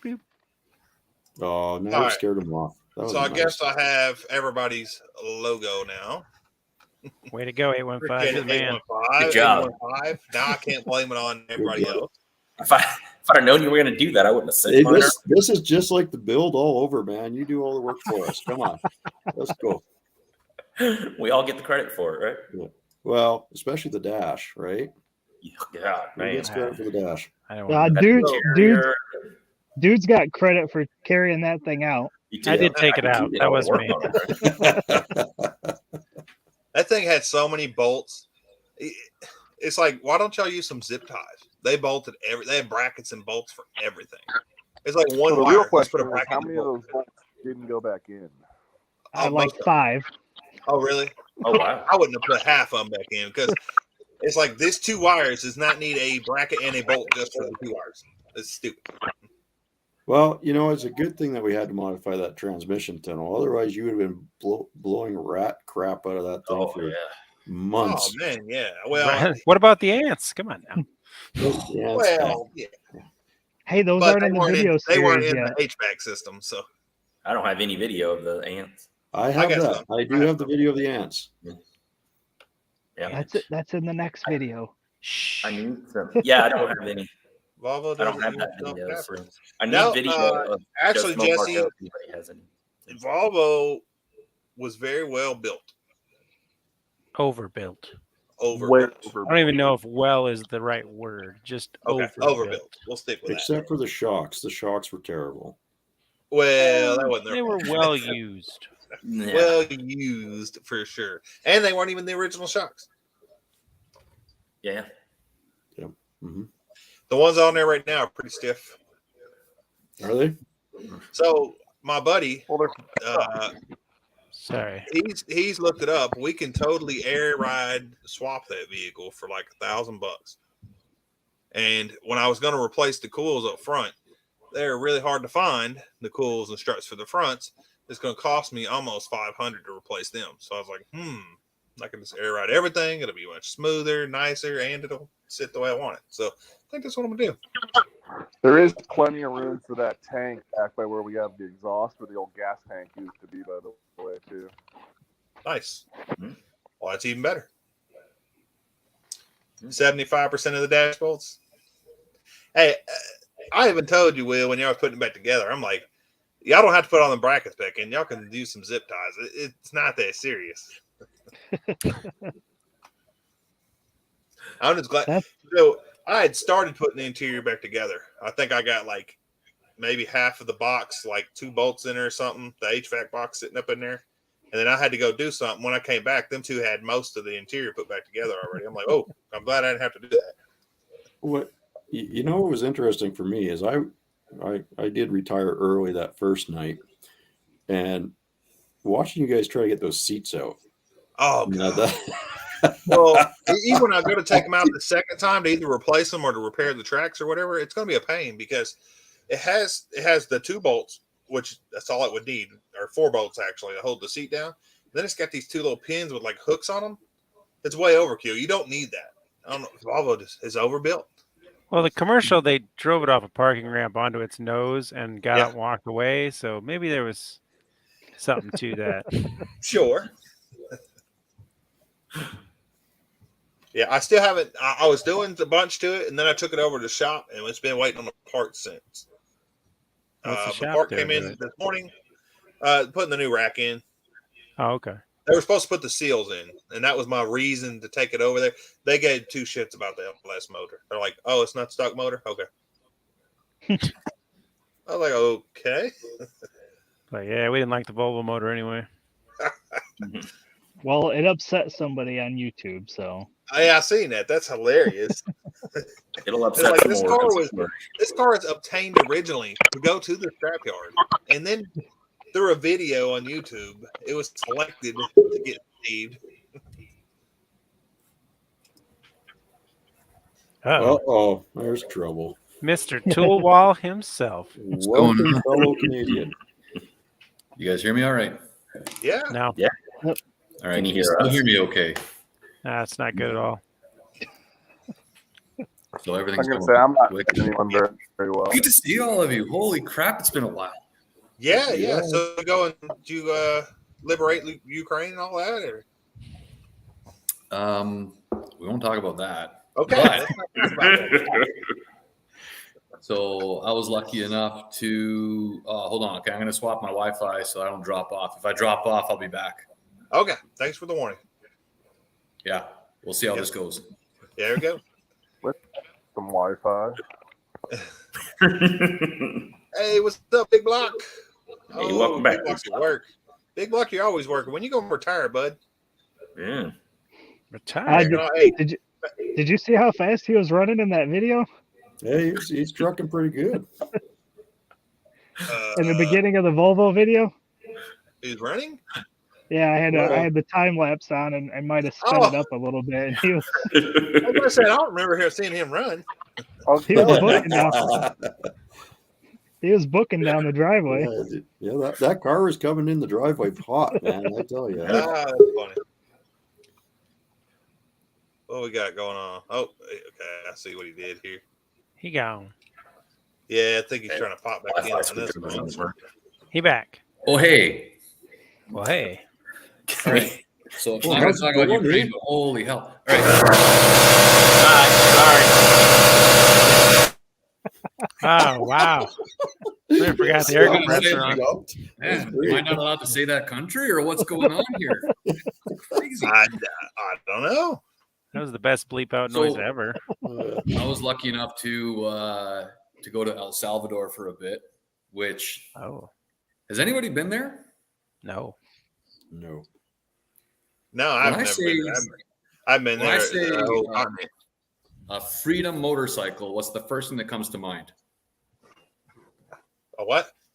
A freedom motorcycle. Some kind of Harley? I don't know. See, exactly, right? So I heard about these freedom cycles down there, and I'm going around, I'm looking, and there's all these knockoff motorcycles going. Like, it's one of the main modes of transportation there, right? Sure. And I start looking closer. They're actually badged freedom, like a brand name on the tank. Okay. Oh, Okay. I've got to try one of these, right? Don't. Was it Just don't. was it a whopping 125cc that acted like a 50cc? 50cc that's really angry at life and makes you question all of your own life choices? Yes. Yeah. Oh, I'm looking at a picture of one of these right now. Yeah. That thing is wild. As in, you ever see those experiments where they have like a bicycle and they set it up so if you turn left, it actually turns right and vice versa? Mhm. That's what it felt like riding this thing. It was crazy, absolutely crazy. But the knockoff aspect of it was really cool. It's an actual Chinese knockoff of an old American 125cc, and you'll start seeing it every bike. There's different brand names for these bikes, and you got to pick your flavor of the day. You want a Freedom Cycle? Wicked. You want a Cyclone? Awesome. You want a Typhoon? Sure, why not? They're all the same. And they all cost like $250. No, Man. I threw a guy a $5 bill just to go take it around for a rip where we were staying at. And I'm like, hey, here's money for the gas. I think he thought I bought the bike, so he was a little bit pissed off with me at first. But no amount of safety gear in the world is going to keep you safe on that thing, especially when you're looking down. You're like, man. It was the same thing when I was in India, like the same thing. It's crazy. It was crazy because you'd see these commercials come on for these bikes for like 500 rupees, was like, I don't know, $50 Canadian or something. Or I figured that was $125 Canadian. So it's just about a buck a cc type thing. Yeah, but I don't know what's the deal with those bikes. Is there's more fuel on you than there is in the tank by the time you're done riding it. Yeah. Like the gas tank cap is just there to put your cigarettes out on or something. I don't know. But I think I'll have to reset my internet, boys. What's that? So I think I'm about to reset my internet. So if I fall out for a second, I'll be right back. Okay. Yeah, though. You sure? Positive? I don't know. Is he gone already? Can we start talking about him? Oh, we didn't have to wait, did we? It's I think he's frozen. He's looking frozen. If he's not, that's a very distinguished look. Just like He's back now. He's back. It's working better now. So. Is it though? I think Hey, so. big block crypto. It's not. It's not. Okay. It's better. You don't have that. Quit hacking my internet, dudes. I mean, So how you guys been? What was that can of stuff you had last time that every time you touched it, the internet went out? That's not nearby, is it? Oh, Yeah. that's stuff. okay. So their slogan for Freedom Motorcycles is "Get influenced with freedom." Getting what? Okay. Fluids? Influenced with Oh, freedom. influenced What with kind of propaganda motorcycle is that? Even the stock pictures look bad. It looks like a die-cast car. Can you throw one of them up? Here, let me see. Big Block then changed his name, showing off his crypto money. Wrong account. There he is. Big Block. Mm-hmm. Hey, wait. He's got an extra account. You know what we can do with that extra account? So I thought he did. 81.5. I thought he said he did. He might have. If anybody else in here hasn't already gone and over and subbed to 81.5, they need to. So, Give me Kristen, 2,000. while you were gone, we didn't do too much. Hold on. Lives every night. We did. Oh, what the heck? I'll see what I did. That's not even the ones I was thinking about. Is that what it looked like? That looks That's it. Yeah. But all the ones that I was able to find all had these silver tanks on them. But it's like they must come with option packages because there was a lot that was missing off these bikes and every one of them. But you would see them everywhere. It was crazy, absolutely crazy. That they were that stuck. So China, they have a number of brands that are there. Like I said, you could find a Typhoon. There was a Cyclone. There was just a whole myriad of random names just splattered right on the side of the tanks. But they're full badges, and I was kind of flicking it a little bit to see if it would fall off, because then it would fall into my pocket, just so I can bring it back home and say, hey, look, I rode a Freedom Cycle. But then after taking it for a ride, no, it's like I survived it. It's just wild. I got a story about Chinese knockoffs. And it'd be the same thing that you would see in a lot of Middle Eastern countries, where you've got the entire family riding on this motorcycle that could barely support the weight of a rider by themselves. Just wild. So when Bombardier first put out the 700 900 series of the CRJ jet, we were the first ones we were contracted to kind of help Bombardier out, and we were delivering it, and the Chinese had bought 2 brand new ones. Brand spanking new right off the factory. We prepped them. They came, they took them, flew them back to China. But then we had to do like 1 or 2 couple things. So they actually, Bombardier paid for us to go over there and finish up these couple things. And we got over there. These brand new planes are completely disassembled, being reverse engineered already. I was like, oh boy, I'm not getting on a plane in China. Smart. These are all good things. So while you were gone, Pissed and Twisted, we've been a little busy. We've done some lives here and there, and we put a LS engine in a Volvo. We all met. Yeah, up I was together able in to. Arkansas. I watched some of the live shows that you guys were doing when I had a chance. That was really cool. That was, yeah. It was a great time. It was really, really fun. It looked like you guys were having fun. We worked the whole time. We didn't get a whole lot of time of relaxation and hanging out. We had to do it again. I would make sure we put some of that time in there. But besides that, it was a blast. Everybody got along great. It was awesome. Really good. Yeah, food was good, I think. Yep. Still didn't get one of them special dudes sandwiches, but missed out on the old grilled cheese. Disappointed. Special That's grilled the cheese whole reason sandwich. I drove down there. That's why that's why I offered to host the whole thing, because I wanted to. The sandwich, yeah. See, Mongrels, and I keep telling. I was talking to 113 about it. I still think you should have drove your Charger down, because boy, that would, man, that's a long drive in an old car. That was a long drive in the Mustang. Wrong, yeah. And he's right. You'll never forget. You'll never forget driving down there in the Mustang. You might forget driving there in the Charger. But It took us twice as long to get gas. I'll tell you, every time we stopped, someone wanted to talk to us. Oh, I bet. So if you were to do it again, would you bring the Mustang? Or no? Now that depends. Are we talking I'm doing what I did where I got to blast down there kind of as fast as we can and help out and then blast back? Sure. The answer is absolutely no, not happening. He would have flown. No, I might have drove, but I would have taken the Charger. But See how he said might? Yeah. might, yeah. Already considering. We enjoyed the drive. It was cool to actually go through all that. And I know for some people it might not be exciting countryside, but to us it's kind of new, so we enjoyed it. So where did you drive through? Because you're up in Red Deer, right? I'm in Calgary area. Okay, so you would have gone Montana first.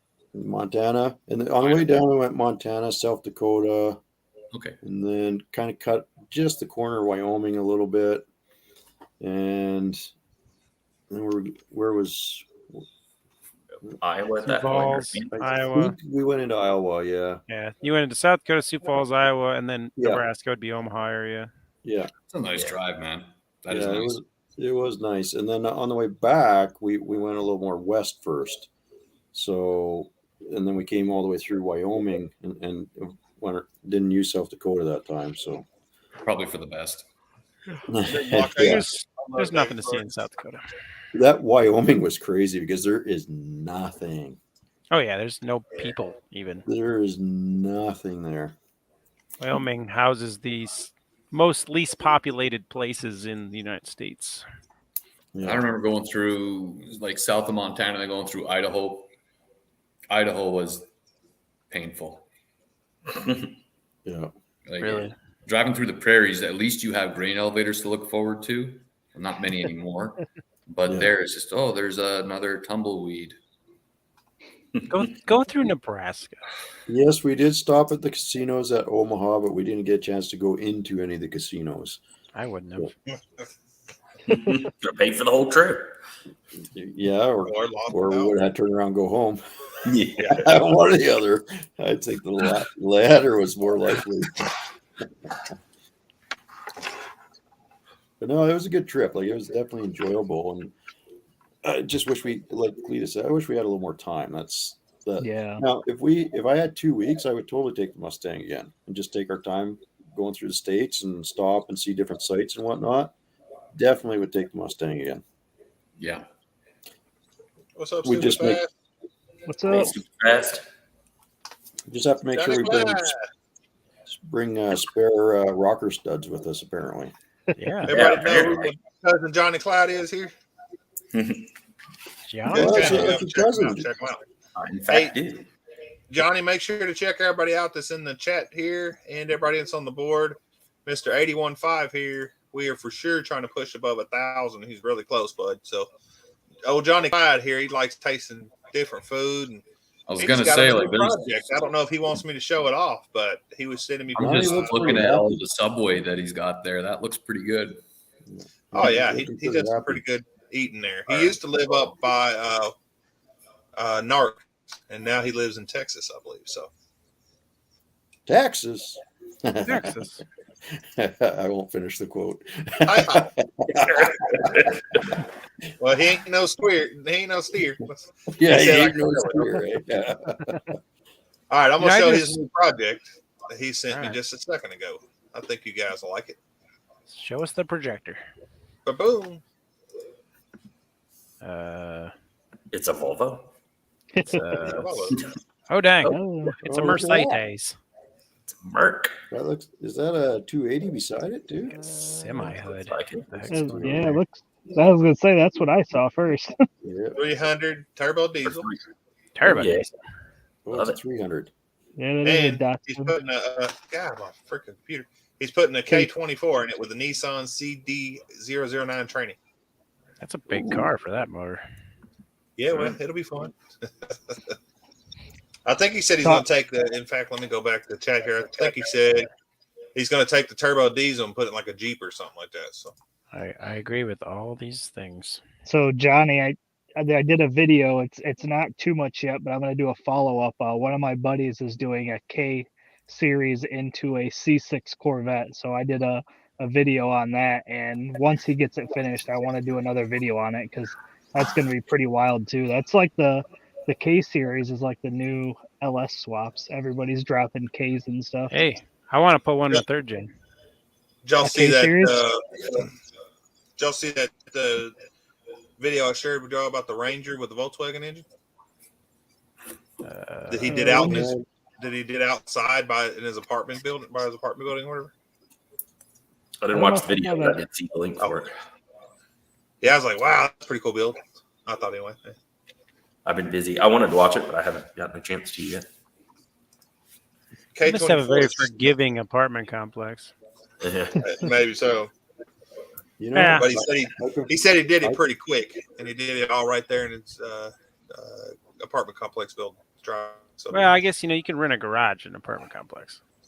thanks. I confess I know nothing of this K24. I gotta go look it up. It's a Honda thing. Honda, Don't worry isn't it? about it. It's a Honda engine. I knew that. Oh, that's why I don't know anything about it. Okay, I'm good. Is that the one they split the block in half? It might have been actually. Yeah, that one they were putting all the boosties to. That was cool. I enjoyed that. Okay. So when's that El Camino gonna be done? 81.5. It starts up on its own. We've got the digital dash. We got to get hooked up. It leaked a little bit of fuel, so we probably got one of those fittings that needs to be tightened. We got to chase down, but it's really close. What transmission did you go with on that one? It's still the turbo 350 that was in it. So that with the 4L80E flex plate, it should have bolted right to it, right? I think so.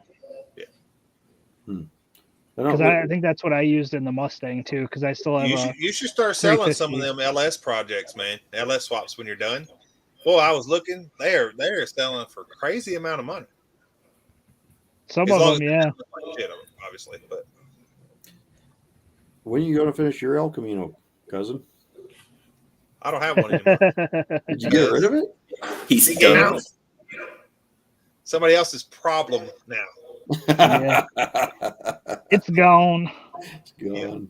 She gone. No, I liked it, but I was tired of it, and if I kept it, I was going to throw LS in it. So Did you sell the truck, the Ford? Or you still got no, it's sold, but I haven't finished it yet. I'm working on this Oh, okay. deal. But yeah, my See- stepdad's buying it, so I'm doing some things that he wants done to it. Oh, okay. Seeing you're putting some new wow. seats in it. Yeah, I was going to put the seats kind of like this in it from the Yukon, the middle row seats. They're just too big. They're too tall and stuff, and the mounts aren't going to mount up correctly. So we're taking the seats that were out of the Escape, and they're going to bolt up actually pretty nice. I'm only going to have to drill 2 new holes, and it'll go there. So Cool. Sorry, I'm just looking at the pictures here. He'll keep on switching them out. That's his 1980s look there. You know what? I think we need to start naming his pictures. Like we'll call that one the Second Coming type thing or something like that. That's the dude love picture right there. Oh yeah, that's what that is. That's a love. So dudes, did you shave all that off? You were talking about shaving it when you got back. I have an idea of the videos I want to make, and it may involve me taking some thumbnails of same visual of what I've currently been doing. So until I get some videos done, I'm not gonna. But when I do, it's all gonna go away. I'm done with it. You know what? Here's I'm trying to grow mine back now. So you do exactly your plan, but you don't publish any of that until after the No Name Nationals. That way you can still go to the No Name Nationals and no one will recognize you. There you If go. I shaved right now, it would all be backed by the No Name Nationals. Yeah. Okay, well, fine. Throw a wrench in my plan. Yeah. The wrench has been thrown. Shave it again? You can't stay Before clean No Name shaven. mine's growing a little bit slow this time. I think it's how long has it been since I shaved it? Like 2-3 weeks. Anyway, Here's my fear. 3 weeks. I am not getting any more color to my hair as I age, and I feel like if I cut it all off, it's just gonna come back gray. So. Hey, welcome to the club, buddy. It might when we find out. Look at this. See, look at that. No color there. I think I might even have more than that. I got like a whole patch on the side of my beard too. Oh, my beard comes in like 12 different colors. The side of my head here comes in all gray. That's why I keep it short. Yeah. You're all old. Jeez. I guess. Yeah. I'm still like 30 years younger than you. So. Oh boy. What is that? That would be a cookie recipe. Oh. I know what recipe that is. Screenshot. You can't read it from there. I wish you could, but almost. So much in cursive right there. But you're going to send it to all of us, right? You're going to send it to the group. Okay. What nun was beaten cursive? I will make that old lady. For No Name Nationals. What's up? Oh, there's trouble. ACP. How's it going? Pretty good. How you doing? What's up, cousin? Been a while. So thanks. Been a minute. Yeah, I haven't seen you since Friday when I watched you live. Well, I mean, it's been a while since I've been on stream with you guys. That's what I meant. And I haven't been able to. We really haven't been doing too many lives. No. I try to catch them because I try to catch your videos on the Volvo. I watched a few of the lives. Like I skimmed through some of the lives and watched them because obviously 8 hours or 10 hours of live was a lot, but it was cool. Like somebody else was saying, I really did enjoy the live streaming deal. But yeah, I almost think you guys could have damn near made a video out of just cutting up the lives. Oh yeah, and I'm gonna cut up the lives and get them going. Yeah, look, Big Block says, look, it's Mr. 10K. CP. Oh, did you break 10K? Congrats, bud. Oh hey, yeah. I got something special lined up here. I was talking to dudes about it earlier. I can't release the deal, but I got something real money coming. I'm pretty stoked. Nice. It just finally all came together. Well, it's not all together yet, but I don't want to jinx it. That's why I don't want to say anything. But not nothing like huge. Like I'm going to be 100K or nothing like that. I finally got something that I've personally been wanting for a long time. He's getting his own TV show. Yeah. I'm going to be on America's Most Wanted. Oh, your picture at the post office. Yeah. I don't think I'll ever have a TV show. That's a little bit over the top for. Man, we got to be careful with this whole America's Most Wanted thing, man. Because if CP gets on America's Most Wanted, this House of Cards is falling down. We're all going to be on that episode too. I might be on The Biggest Loser. The Biggest Loser might be about the best I can get. In fact, I applied for that at one time, and I was like runner up to being the last guy, to being on it. Oh really? Yeah. You didn't have a sad way enough back in the day. or? I wasn't fat enough. That was a problem. Oh. That was literally the issue. I wasn't fat enough. I never actually watched that show, so. Mongrel? Yeah. It was fun when it first came out, and then like everything else. Dude Wizard. Oh yeah. Dude, Carey. Wizard Yeah. is your I don't know who Jim Carrey is here. Yo, Oh, okay. Oh, I know who Jim Carrey is. Get rid of him. Yo, I come in I here. didn't give that many Yo, links out. So. Yo, come in here. Say yo. See, Mute it man, and not even have your own name there. You Come on, can't just man. bait us like that, man. A little hint? Anything? Not even a little What's hint? that? Not even a Well, little hint? I'm getting a vehicle. Well, let's put it to you that way. Go So on. I'm getting a project, Okay. most All right. likely. hell Finally, yeah. after searching, like, this is, and it's not a done deal, but tomorrow's the D-Day. I think Is it what I think it is? Probably. I'm Ooh, going hell with this yeah. square box dually. Yeah, I wish there was that too. Honestly, I had to choose between a dually and what I wanted to get. I had a 97 crew cab. I actually had 3 trucks. I had a crew cab, 1 ton. What the hell was it? What year was that? 80 maybe or something? Crew cab, 1 ton. I mean, it was, I was like, what is happening right now? I mean, this was like putting a guy at a buffet and saying you can either have steak or you can have prime rib or you can have something else fancy. And but you can only pick one. And I was like, yeah, this ain't even fair. Yeah. So, yeah.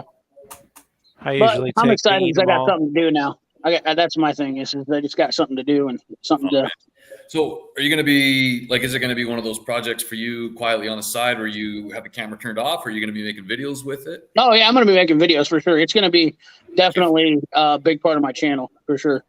Well, I've had something in mind for doing this since and I don't want to say anything because I swear to God, the other week you guys do a collaboration. And then all of a sudden, this big channel does a collaboration on YouTube, and it's like, I'm like, what in the, is this really happening? It's just like, I feel like whenever I say something, and I'm not saying I'm the proprietor, but I mean, it's just, I want it to be a surprise, and this is really special to me. So, well, I hope it works out for you, man. I really do. Yeah. Now, I mean, with your channel, one of the cool things I think that it's going to be really neat is because of all your access and knowledge with tools to see how you're going to go with certain things. I got a feeling a lot of us are going to be, I will be sitting there with a shopping list. All right, if he's doing this, I'm going to want to get this tool. See, that's really the point of my channel. And people, it's hard to sit there and tell people if you got a method to your madness. And I have had a plan from the word go, I was just going to continue to buy everything that I needed, so that I could do what I wanted to do. You know what I mean? You know what I mean? If I was putting the cart behind the horse like I'm supposed to, I don't want to have to look for this or be to this, and I figured if I could build my channel to where I needed to be, it was decent, and then I could scoot this stuff in there. I mean, I got lots of, I want to be as diverse as possible. If I have to go out and chop down a tree, I want to be able to do, I want to be a vlog. I want to do vlog style videos just so that, people kind of understand how I am. Cause I think I'm different than a lot of people. That's yeah. Anybody else want to comment on that one? It's funny you say that because I actually took a bunch of footage of splitting logs just to have in my back pocket. Like this will probably work someday. Yeah, I mean, like anything.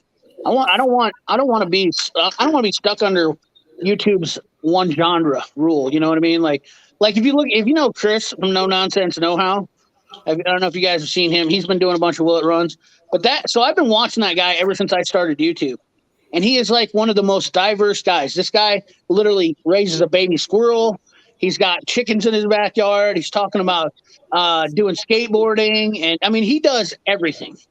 He's vlogging his life. And his channel is really, really cool. And I really like what he does. And he's a mechanic, but he goes camping and takes trips on a side-by-side. And that represents what I do with my life. I mean, I grew up dirt bike riding all over the country and stuff like that. Obviously Piston, we talk about motorcycles and 113 and, I'm just not, I'm not a one-trick pony, And I hear where you're coming from with this. Cause when I started out, it wasn't until probably I'd say about a year ago that the motorcycles really started to creep into the channel. And now it just happens that I've got 3 in the garage and the Ram Charger's gone. So that's what I'm focusing on. But we still have, we're doing a small block build, a couple other stuff. And it's hard because you want to balance that diversity. But at the same time, you're one dude doing everything. Right? Okay, I dig it. let's back up a second. You sold the Ram Charger? Yeah. Okay. Nice. So I put a feeler out back in December just to see, I'll put it up for 14.5. I'll see what, and I had 3 offers before the first scam phone call came across. And the dude who I sold it to, so I've got this featherbed slimline frame, got an 18H, an old 40s Norton single that they used on the old dispatch rider bikes, and another bike frame and a whole bunch of other parts that came with the deal. And he didn't hassle me at all. I'm like, this is perfect.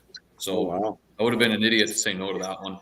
Oh, right on. Well, but I mean, the truck looked great, but within the next 2-3 years, it would have needed about 20 grand put into it to keep it in that condition, because it was starting to show its age and things were catching up. And it was that whole, do I really want to put everything and sink it into a truck that I'll never get that money back? Or before the cost of running it and fuel and everything starts skyrocketing, capitalized on the whole used vehicles are a hot commodity right now. And it just, everything lined up. And then when the dude started throwing in the stuff with the bikes, I couldn't say no. Yeah, no doubt. Well, good deal, man. Good on you. eBay guys, he wants to see a burnout with a Volvo. He's commented on a few videos. I'm not exactly sure who he is. I've seen on a few videos talking, but he wants to see a burnout with a Volvo. So we'll make sure that happens, guy. I think we all want to see that. So it's funny that it's funny you're having problems with your Volvo, because one of my buddies is doing a swap. He did a Terminator swap to his 383, and he's having problems with his too. As far as like, it was burning rich and all that. And I went out and looked at it, and I was like, we're going to have to so we put it on the HV tuners and started doing we put a program in it for the shifts it wasn't shifting right, and did a couple, things and changed it up, and started talking to a guy that's got a dyno and does tuning here. And he was like, yeah, man, he goes, the only way to really do it is put them on a dyno and just get it done in one shot. Like, you know what I mean? Like, instead of, because then you can change it as it's going versus like you're trying to drive it and you're trying to get it to learn. It takes too long to let them learn. Yeah. Well, now that line's hooked up, it actually has plenty of power now. It'll do burnout now, no problem. I almost did a burnout barely hitting the gas. Oh, really? In fact, 113 was following me to the shop. Yep. And I left him in the dust, and I wasn't even a quarter gas, and I was having to almost floor it to get something out of it. So, I mean, I wasn't a Ridgeline, but he was walking me hard. Ridgelines ain't terribly so. So what do you think? You think it's on point now, or? No, it's still got a lot of learning to do, but it's actually learning now. Like I said, the scale went from like 3 or 4 blocks on the page. Now the whole block is filled with where it's been learning. So now it's actually learning. Are you having any problems with the shifting on it? No, shifting. It's always shifted fine. It's shifting spot on. Yeah, 4L80 is just shifting. Of course, good. we did them in Jeeps, so there was a tire size with gear changes and stuff. That was a little bit sketchy, but yeah, you had to put in your tire size and all that. Computer's not. So. I think what I'm gonna. The one thing that I've learned just from seeing what you guys do, and like the 2 Terminators now that we've installed, I shouldn't say tried, we installed them. The one thing I will say is I literally had an easier time putting in an LS swap with a factory computer, getting it done, just because which the only problem is the one with the one we did with the stock, we are having problems with shifting. That's the only issue I'm having right now, because we put 411 gears in it, and it's got 35-inch tires, and it's not wanting to shift. It hiccups, like between second and third gear sometimes. So I've messed with it a couple times now and tried changing the tune on it a little bit and get the shift points right. But it seems like, man, I mean, I'm not saying the Terminator system is bad, but I'm just saying you got for what you want to. When a guy wants to build one of these LS swaps, I feel like he's really got to know what he's wanting to do, like long term with it. If you want to, like these 4-wheel drive guys are doing these LS swaps, they're doing budget swaps, and they're just 4-wheeling with them. Yeah. So they just want power and fuel injection, so it's not that big a deal. But if you're wanting to build something, obviously the Terminator's a really good option for that. But just interesting, our thing was we wanted to be a quick, smooth build. So yeah, we may have some programming stuff to work with, but at the end of that 5 days, it started up and could go into gear and all that. So that's what our main goal was. Right. Well, the Mustang has the sniper on it, and it's the same thing. We're constantly fiddling with that thing. Right. And on the way back, we were having problems because it would start breaking up in 5th gear.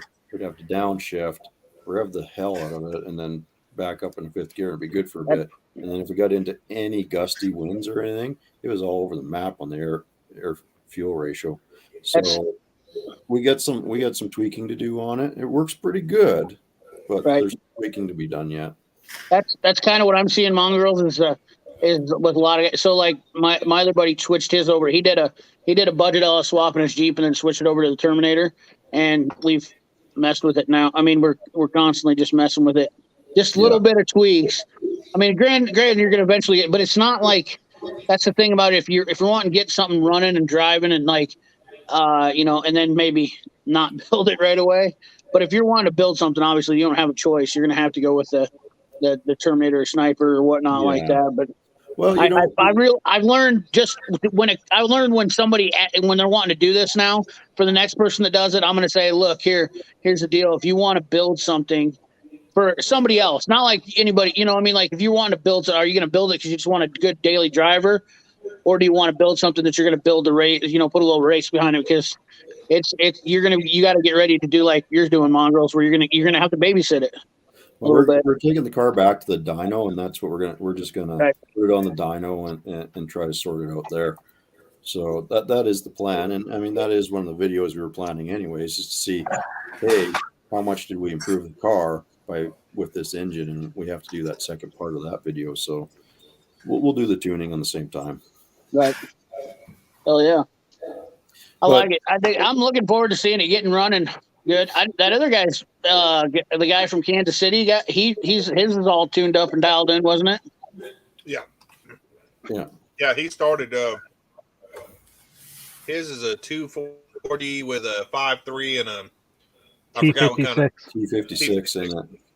It's a cool car. I didn't get a chance to ride in it, unfortunately, but that was a cool car. Was it? Well put together. Yeah, I looked at it a little bit. You didn't miss the tranny fluid smell, so. What's that? The tranny it had a seal out in the tranny, so the whole inside of the car just reeked of ATF. Just front pump seal. Yeah. I mean, other than that, it was like sweet car, and then you sat in it. It's like I'm bathing in Exxon Mobil.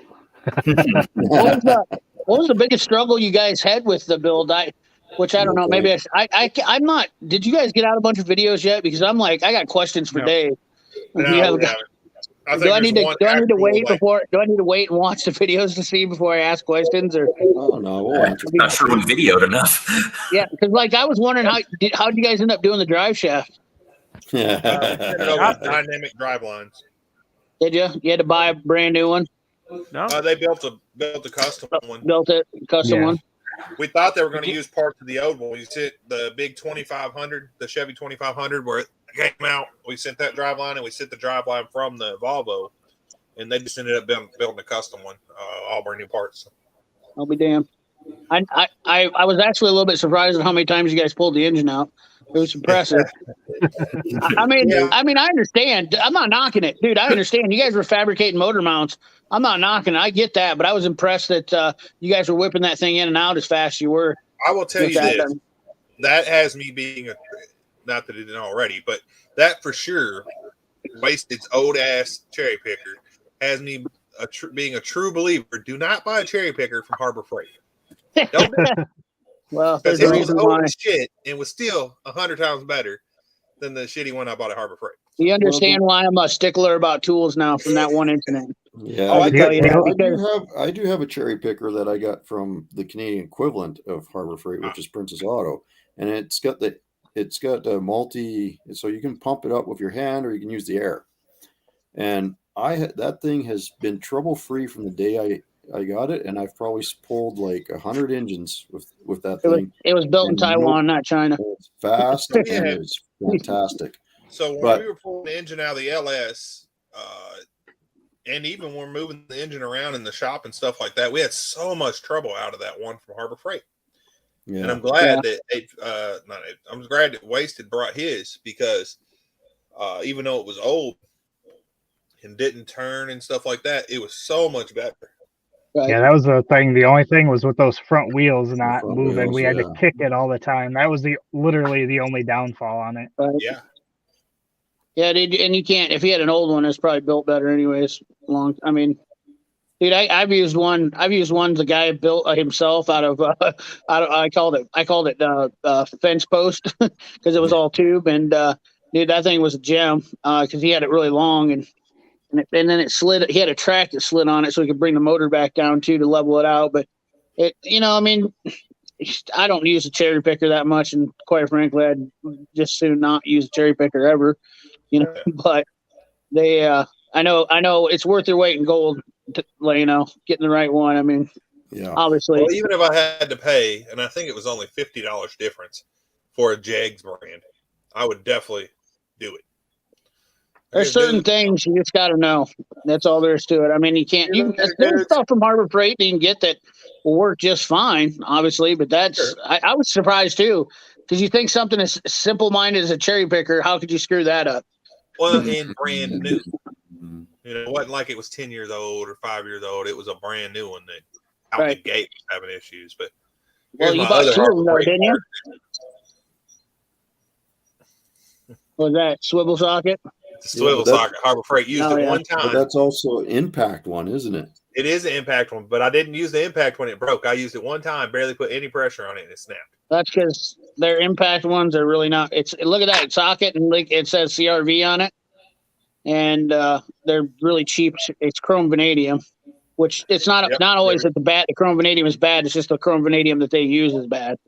It's just their steel is so porous, and it's so much recycled stuff in it that it never actually molds the way it's supposed to. But I don't want to get into that stuff. Yeah, I like the pry bars. So when you pry and it starts deforming and the conforming pry bar, yeah, it's deforming so pry great. bars. You get into tight areas, it's fantastic.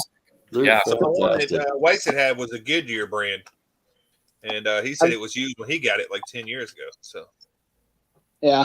I would definitely look for an old one over a new. In fact, if I don't have a cherry picker, and if I'm going to have to buy one, I'm going to buy a used one off Facebook Marketplace and look for the oldest. Have you ever seen the Canadian Tire used to stock them? It was the ratcheting breaker bar. Yes.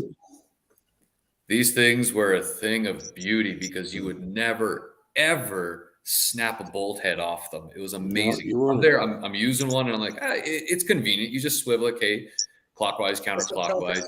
I'm going down and it starts to get soft. You know that feeling like, oh, I'm losing the bolt head? Go through, look at the whole damn head. Bolt's still where it's supposed to be. Spinning it. It literally gutted itself on the inside, just completely stripped itself inside. It was amazing. There's those tools, trust me. Yeah. Well, it seemed like a good idea at the time, and then I went back there and I picked it up 1 week. It sat for a couple of weeks, ended up using it, brought it back. They're like, nope, we're done. We don't even stock these anymore, so we'll give you a new breaker bar. That's why I've got two right there. They're identical because they exchanged it for one that was just a regular old breaker bar. Yeah. But it's funny because with Canadian Tire up here, you can get some stuff and it'll last. It will absolutely last a lifetime. And their exchange policy on wrenches, it's fantastic. And then other things, you just don't. Like their engine stands are some of the worst engine stands I have ever worked with. The wheels are crap. The bearings are crap inside the wheels. That's the sucker right there. Yep. That's the one. Holy shit. Well, we had a 440 on one of these Canadian Tire engine stands, right? And it was just the block. And thankfully, none of the work was really done on it. And we're watching, we're planning how we're going to work on this. And guy's got his block up on the engine stand. I already told him, like, if we're doing this in my garage, we're going to move it to my engine stand when we do the work. He's like, yeah, no problem. We're sitting around, we're talking, and we look over. I'm like, dude, is it lowering? Like, is the angle coming down? He's like, I don't think so. So I've got the overhead hoist. We just strapped the thing. I'm like, we're going to try this out. Push down a little bit. All the welds on the back plate just gave. Oh man, It was just the 440 block. No crankshaft, camshaft, pistons. It was just the block itself. Oh, that could have been bad. That could have been so bad because you're thinking about it. You put any twisting force on that, if those welds gave and that thing drops straight down, it's going on your feet. And we were doing a boat motor on my buddy's boat, and he's got a big block, and we had one of those cheaper engine stands, and it was a little bit. I'm not going to lie to you, it was a little bit dicey, but the intakes so you got the big intakes on the boat motors for your water coolers on the side, your manifolds, water manifolds on the side, and then you got a little bit bigger intake. So there's a little bit more extra weight there. And we literally set that thing up, put it all together. Actually, I think I was going to do a video of it, and I never did. I think I scrapped the footage, and I wish I would have kept it now because it was kind of cool. And we put it in with the forklift. And so I'll be honest with you, like when we're talking about cherry pickers, I was thinking about this. I've done more with forklifts because they're so much easier to use for doing a cherry picker than a damn cherry picker is. It's just a waste of time. But that motor stand sat there overnight, and we came in, and the whole damn thing dropped down. It bent all the way down to the floor and cracked the manifold. And the worst part about it is they were cast on those water manifolds. Wow. We're talking Mercruiser manifolds, $800 to put a crack right around the front of it from that motor, from that engine stand. Oh, he was so pissed. I was like, dude, we're talking about I don't know, it had to have been, that motor's probably $5-6 grand, big block, set up. It was a badass motor. In fact, the guy that built it was the guy that owns one of the big trucking companies. Blue Trucking Company, Weird Trucking Company. Anyways, whatever. Clay Milliken used to work for him. So yeah, that was my story about the shop down here. Armstrong's like arguably one of the best engine shops in Eastern Canada, if not all of Canada. The old man that still runs everything, his cherry picker, that thing is a thing of beauty, and it's just a home built thing. He picked up a piston from who knows where years ago. They welded everything on the floor, and he will not lift anything in the shop unless it's with that cherry picker. So you bring anything in, it doesn't matter. Like that, as soon as it's in his shop, he's running it his way, and that's the only thing he'll use. And you look at the thing, you need a tetanus shot just looking at the damn thing. But I guarantee you that thing could probably lift a house. It is unreal.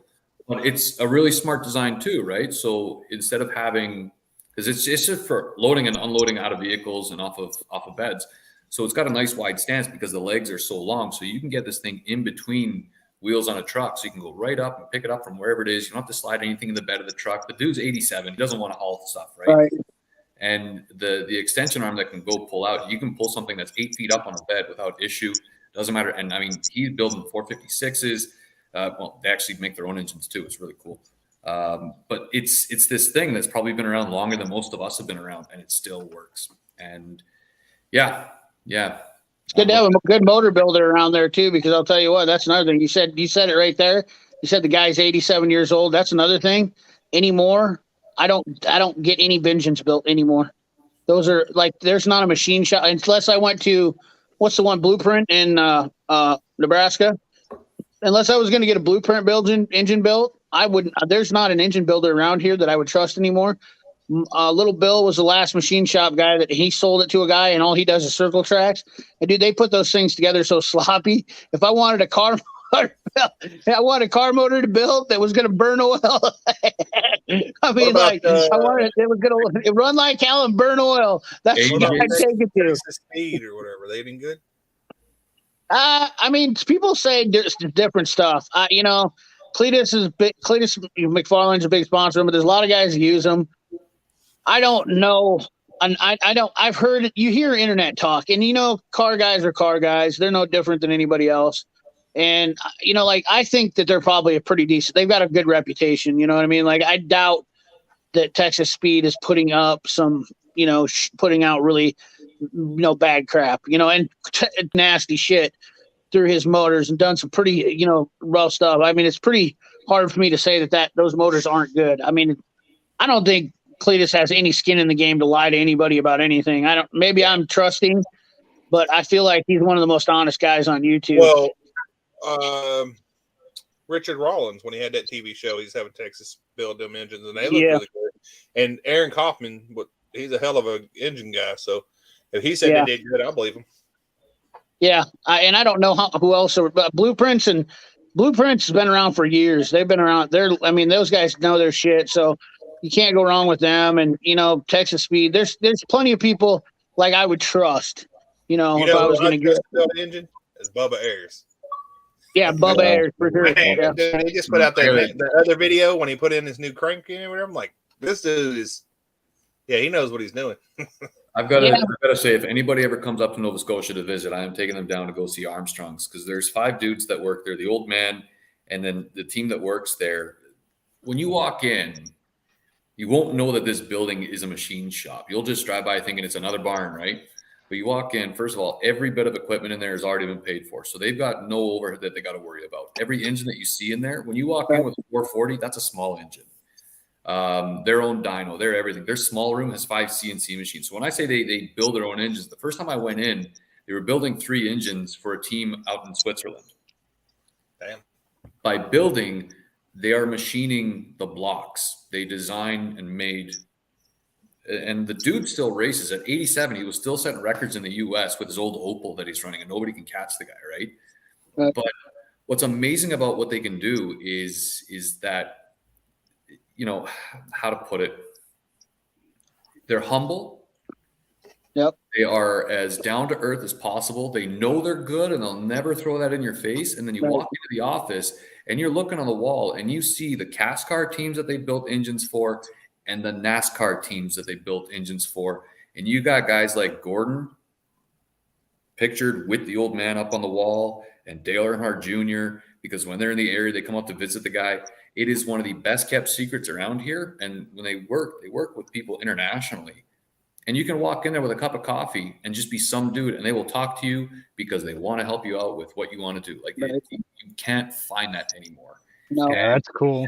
It is just, so if I ever have any questions or anything like that with anything, even the old motorcycle engines, I go down there, pick their brains over stuff because they've seen it all, they've done it all. And if they can't, they will figure out a way to make it work.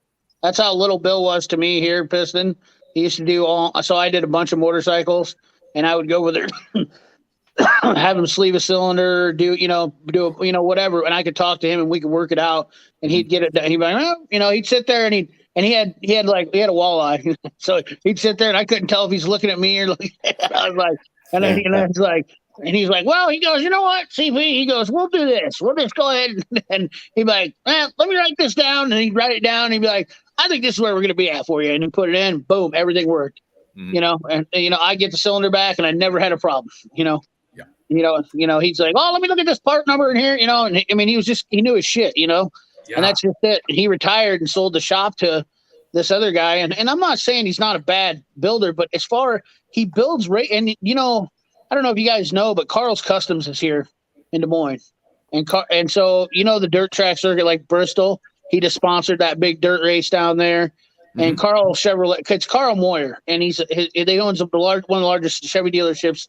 He's big into racing. So he's got a custom shop here, and he's got a full on race shop. And then you have Boone, the dirt track nationals, it's, all that shit's big here, so those guys used to be really good too until they started building those motors.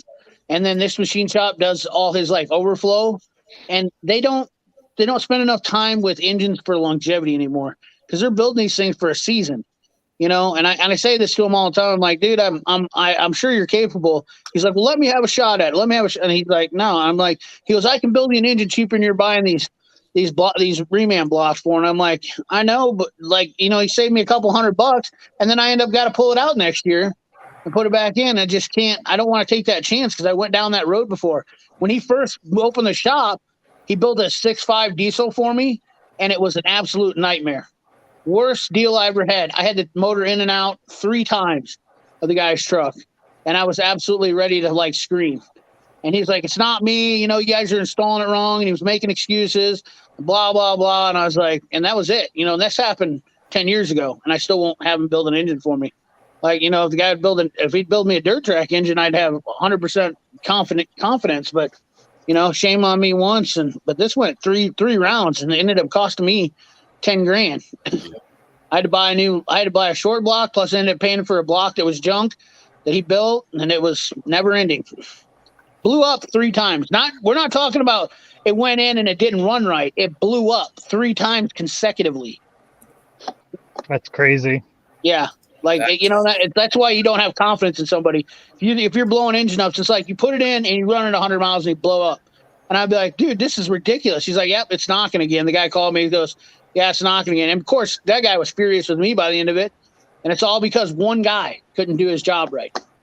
So right. I learned to make, that's one of those things. It's kind of like my tools. I learned from those mistakes. That's my valuable, information I learned. Like, I'm not going to play games with that shit anymore. I want to know 100% that it's on point. Yeah. Yeah. And that's the way it should be. It absolutely should. And the thing is, there's a lot of folks out there who they have one shot with one engine. And if it doesn't work and it goes, the project's done. They can't sink any more into it. And if you have a shop that you can trust, it's going to be cheaper going to a really good machine shop to get the engine done right, as opposed to trying to do it yourself, trying to machine your own shop out. You're never going to get the same quality of work, but you're also, that's an investment. You are hoping that machine shop is going to give you what you need. If you're blowing your engine up once, let alone 3 times, that's messed, man. That is messed. Well, let me just get my parrot up here. The big thing is people talk about these LS swaps and they talk about, oh, they're so stupid. Why do they keep happening? Everybody does them, blah, blah, blah. But the reality of it is, the reason why people are doing them is for this exact same reason, because you can't get an engine built anymore. You used to be able to get a 350 built, for $1,000, and you have yourself a nice block, a reliable engine, and it's just not possible anymore where you can take an LS engine, swap it into a vehicle, and it makes sense, Even if you go to a shop and your head, you need a new head gasket or new heads, they want to replace the engine. They don't want to put new head gasket and service the heads and all that. No, most shops just want to put an engine in. I mean, the LS that we put in the El Camino, including having it bored 30 over and 30 over pistons and everything, I mean, we've got like $3,500 into it, and it's completely refreshed, new pistons, all new gaskets. Right. Yeah. But I mean, have an engine, built by somebody else for anything close to that, you're not going to get it. Oh no, yeah, for sure not.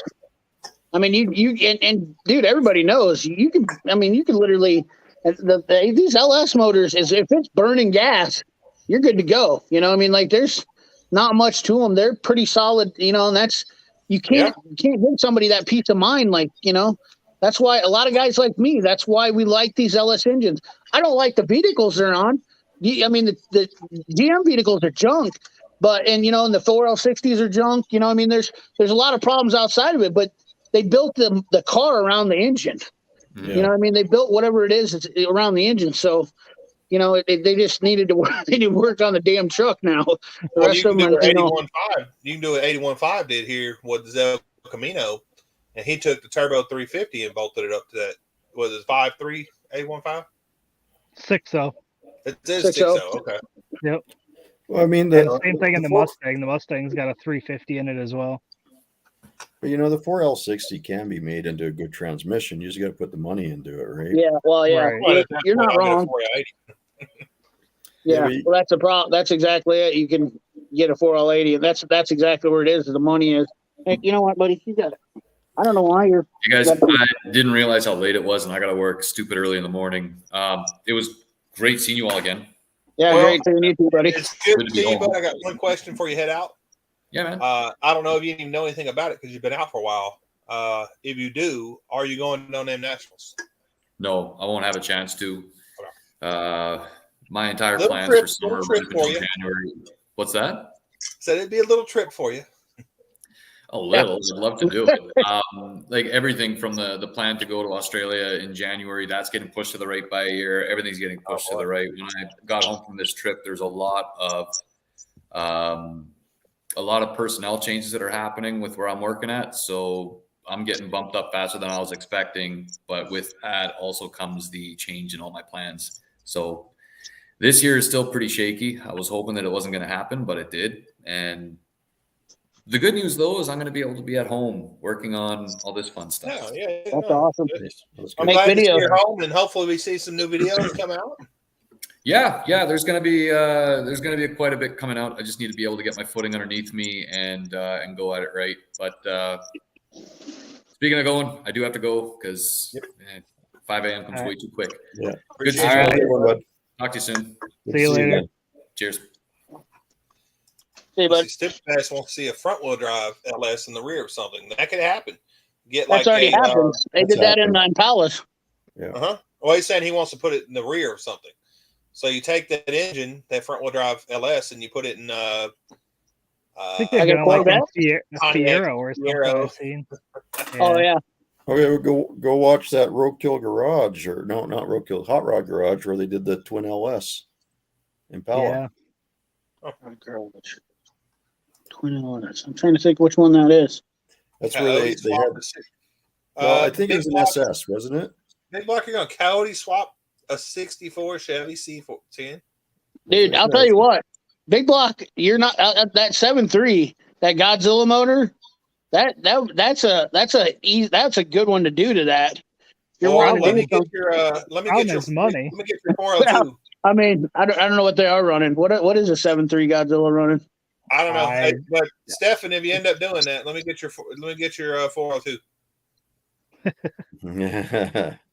See, that's a problem with like when I LS swap when I LS swap the Fox body, it's like everybody's like, do a Coyote, and it's like, sure, find me one in a junkyard that I can get for the same price as an LS, and I'll build it. Find me one that's $800 more than what I've gotten to this, and we'll do it, right? Right. I mean, I don't have a problem building one. Oh no, I messed up. 79, 8300. It looks like for a crate one, 430 horse, Super Duty crate engine for 83 to 79.99. Well, 10K would get a Gen 2 with a 6L. You think about a drop in 430 horse motor, 10K. I mean, you can easily wrap up 10K in a motor. Drop into a 64 C10. It's gonna take a little bit. Well, I mean, you have some motor mounts and whatnot. There's a lot of room in a 64 C10. You've got a lot of engine bay. Well, he's got a lot of engine bay right now. Yeah, he's already got a big block, which in the Godzilla is really not much bigger than a big block. Just going to be taller, probably. You're going to have more fuel injected stuff. I mean, but in the 64, you should have plenty of room because they got the big hoods on them. I'll guarantee you he does. I guarantee if he did it, I guarantee it'd be YouTube gold. I promise you that, because there's people all over wanting to do those 7.3s like crazy. I'm not saying it's like, but it would be cool. I'm a fan of that 7.3. It's an LS motor though. It literally is an LS motor. Yeah. Ford did it right. Yeah, that 7.3 Godzilla is a LS motor, dude. 100% push rod motor. It's pretty much Ford just copied the LS design. No overhead cam or anything? Nope. I didn't know that. Well, all I know is you get what you paid for, right? Right. I know this guy that built up, like, he had a 67 Mustang, had a 306 built for it, put about $5,000 into it instead of $6,000, and that thing lasted about 4,010 miles, and then that was it. It was done. Hey, Big Boss, if you want some haters, let's take a Honda minivan 3.5, turn it sideways, and put a 5-speed transmission or something in the back of it, and put that in that 64. That really gets some haters in. Big Block, if you want some haters, I'll be more than happy to help you out. I can participate in that area. I am the master of getting haters. No, the temporary squad on the C10. I mean, at 10K, you got to have some haters, right? Oh, I got 40 at least. I got 40 legitimate, like, following haters for 100% for sure. Without a doubt. If you get 900 subs, you start getting haters. Yeah, it doesn't. Well, it doesn't matter. I disagree with somebody. I mean, there's just you don't have a choice here anymore. We're in a world where people are. What's up, Chef? We're in a world where it is what it is. Like, I mean, you disagree with someone. There's some people that get upset and they can't get over it, and then there's people that like I don't live my life in the rear view. I'm not living my life in the rear view. Keep going forward. That's Yeah, exactly. I mean, like it is what it is. Well, if you You know. send me those 40 haters, I'll only be 3 away from 1,000 then. You don't want You them. don't haters. want Well, them, you might. Ella. You don't want them, A15. I'm telling you, you don't want them. I would not do that to my worst enemy. I would not get these people. I would not. I mean, like, I know people want to get subs bad and everything, but I would not give people these haters and my worst enemy. Like, they're so annoying. That's all they are. They're just Come on, they're Chef they're Shakespeare. like a gnat at a barbecue. LS is not a harbor freight of motors, Chef Shakespeare. LS is a good motor. The snap Coyote is a snap on the motors. LS is a good motor. Come on. First of all, Chef, have you done a Coyote motor? I don't think so. I think he's got that G body. I wish he. No, he's got a bunch of projects. This dude, he's got more content than anybody I know on YouTube does. His channel's growing. He's putting more content out. Well, dude, he's got content for years.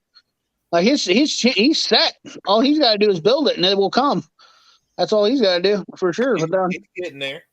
Yeah, but I mean, realistically, yeah, dude, I don't mind the Coyote motors neither, dude. All the stuff is way better than it was 20 years ago when I was doing shit. I mean, all I had to deal with was putting roller motors in. Like, that was the big thing when I was building stuff or trying to make a car. Like, you wanted a roller motor. Like, that was the hot shit. A Vortec heads on a 350 with a roller motor. I mean, like, dude, Really, I would have just. assumed it would have been a 383 stroker. I remember them being. Yeah, well, that too. The 383 or a 350 roller. Like, I had a buddy that had a 355 Camaro with a 3500 stall, and he'd whoop the shit out of Mustangs all day long with it. And it was not. I mean, because it was just set up right. Perfect gearing. Perfect gearing. My wife's hybrid Toyota could beat a Mustang. So. Yeah, it's just all about. A lot of it was just setting up gearing, though. With those motors. But now you're talking about getting a motor like a Coyote or LS or anything. Like, it's 100% like just put it in and you're going to get close to 300 horse now. You had to work for 300 horse back then. Yeah. And before that, you had to work. 300 horse cars in the 70s were a big deal, and that was everybody ran the big blocks. Well, that's back when Hondas were 80 horsepower. So yeah, a normal car was 100 horsepower, 150 horsepower. So yeah, that was a huge deal. Right. Hey, Cletus, I sent you a link. If you scroll down to the footnotes of that link, there's something quite important in there which is what bit us actually, and it's kind of amusing to me. 347. I remember 347 and 383 strokers were the big deal. How far bottom are we going? You'll see a picture. You'll see a blue bar that says footnotes right below. Hold on, I clicked on footnotes here. Well, I mean, even talking about 300 horse, my wife's brand new Kia K5. Right. It's a turbo 4-cylinder. It's got 300 horse. Right. Got some little pep. Yeah, they can literally jack out 300 horse now on anything. Right. Okay. Do you see where it says AFR small block Ford there?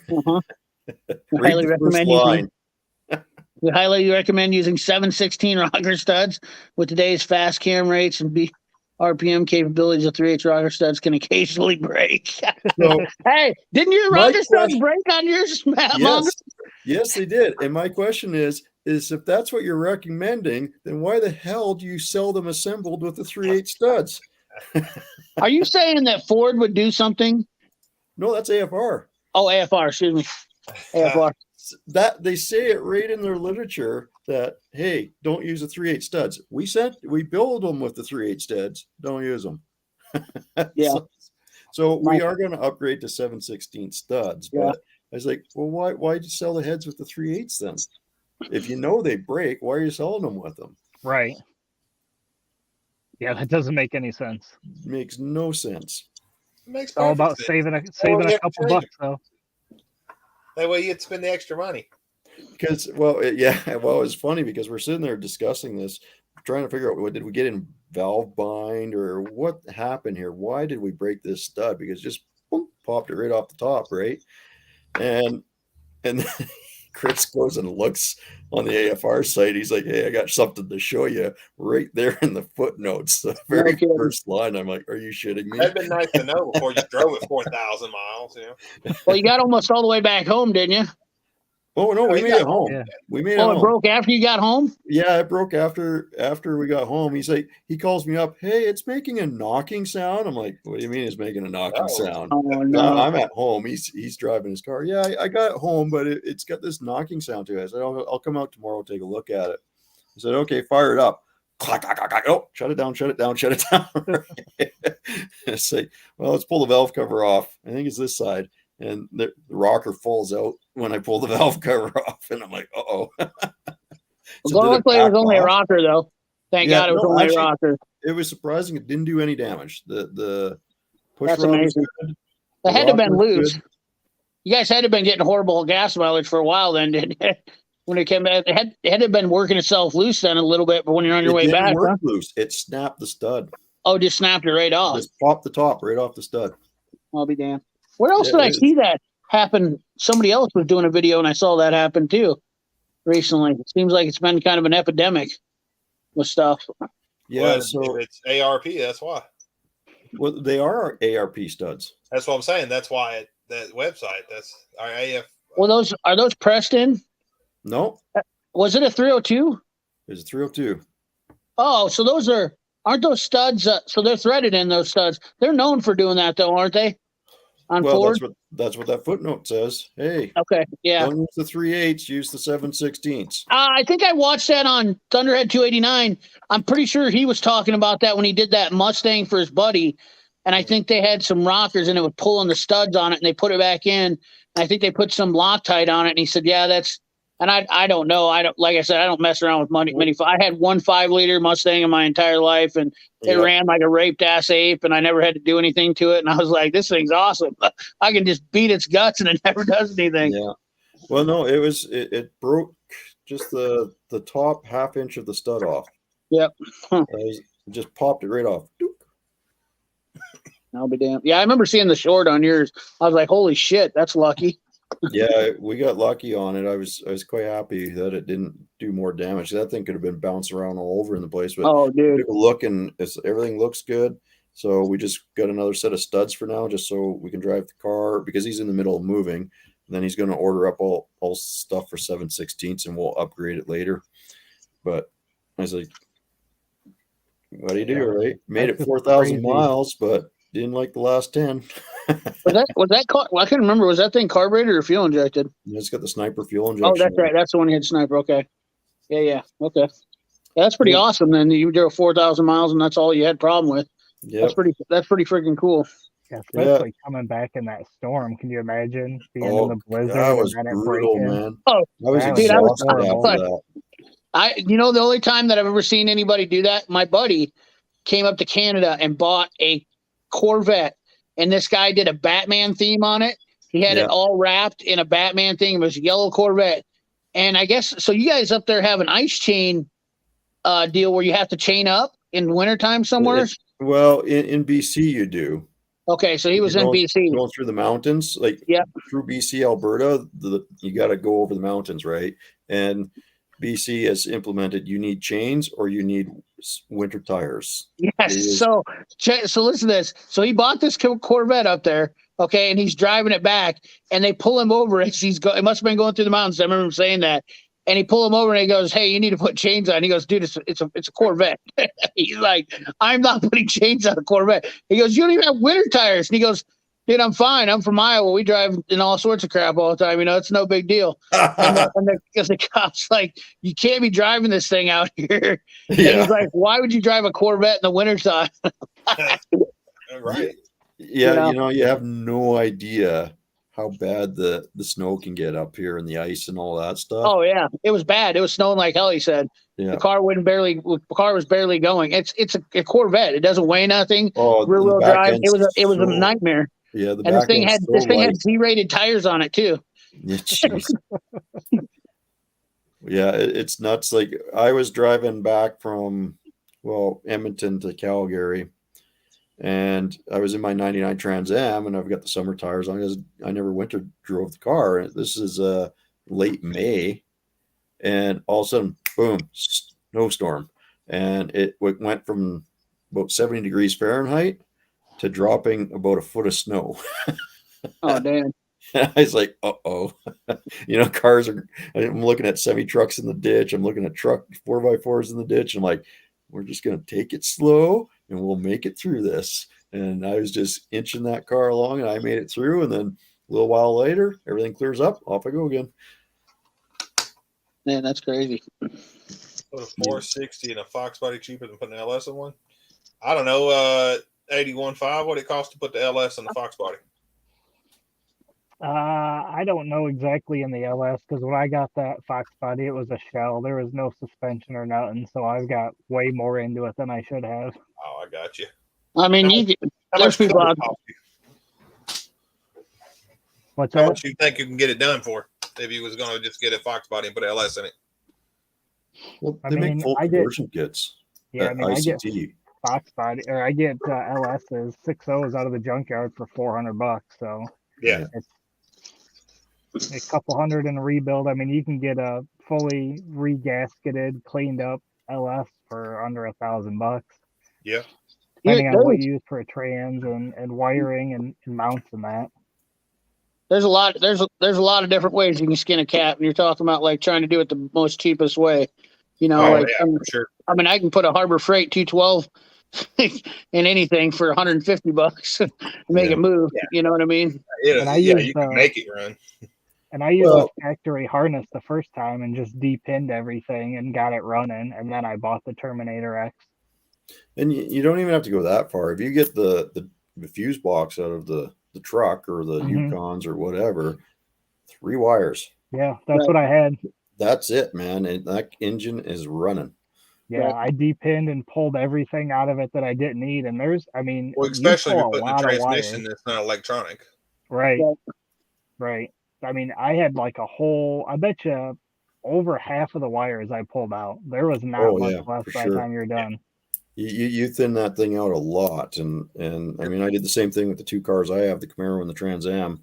And I am not kidding. You've got three wires to hook up and country mile. It's running. Yeah. Hey, see you later. Thanks. Have a good one.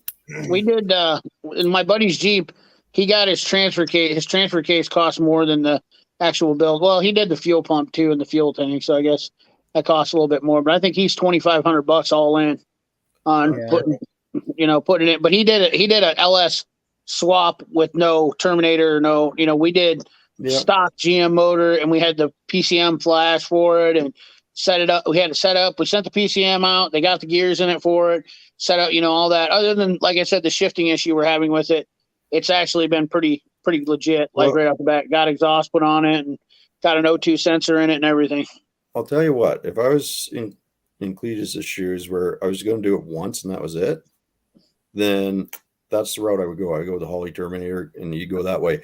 If I'm in 815 shoes where I plan on doing these, I'm doing HP tuners and going with the factory stuff. Yeah, and that's what I have. I have HP tuners because I disabled the DOD on the Silverado I got because that's why I got that so cheap because you're not deleting them. Not yet. I've been doing deletes. I've been doing deletes like crazy on factory for like people's vehicles. I've been doing DOD deletes all over the place. They are terrible. That's money. Well, that's money right there. 2012, they're okay because they fixed a lot of the capillaries in the manifold. So, and they fixed that oil sensor screen at the back and all that. So 2012 and up, it's not bad, not too bad. 2012 and 2007 to 2012, it is crap. Yeah, this is an 07, and the guy didn't do any work on his own. It started making noise, and he took it to the mechanic, and they diagnosed it as a broken camshaft. And I was like, I've never seen a broken camshaft. But as soon as he told me what was going on, I was like, oh, I know what it is. And he's like, I'm just done with it.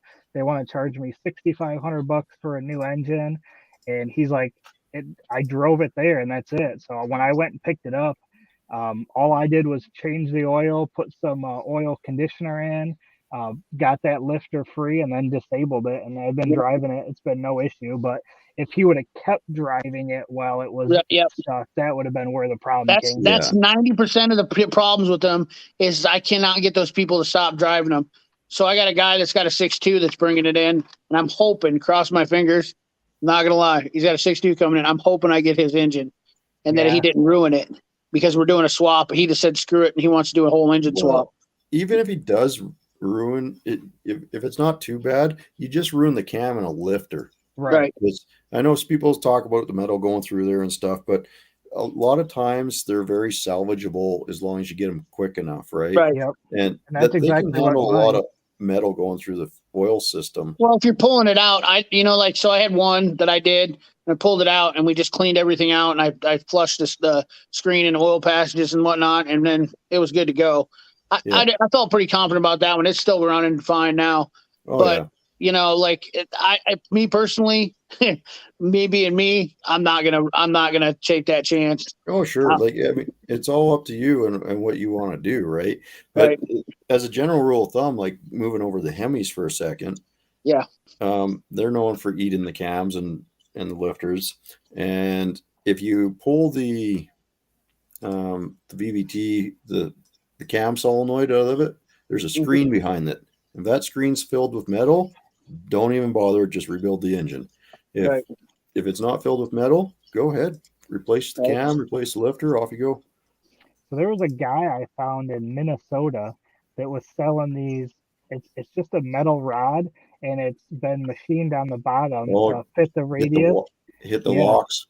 Yep, and you just put it down in there and you tap it. And I bought it not knowing if I was going to need to use it or not. And then he sends like a spacer that goes down in the oil gallery on the cover, and then it just blocks that off. So while I had it apart, I threw that on.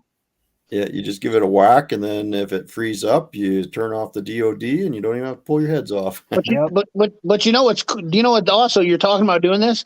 That was not possible in old engines. Right. They would destroy an old engine with just that little bit of metal through them. It would destroy absolutely. Yeah. The filtration systems are so much better in modern engines. Yeah. That's one thing I to hear people talk about carburetors and everything, and they're great. I don't like walking that line because I don't care at the end of the day. But I do know, after dealing with all these cars for this many years, that when I started working on shit, of course it was the 80s. So, when I started working on stuff, I didn't have a really good representation of the entry of good engines then, because it was all uphill from wherever I went when I started. I'll tell you what, there was no getting any worse. I've seen everything, the crossfire injection and this, the vacuum system. I mean, I had the worst of the worst shit when I started working on stuff. But from nowadays, yes, TBI was a step up, and obviously and then moving into fuel injection was a step up.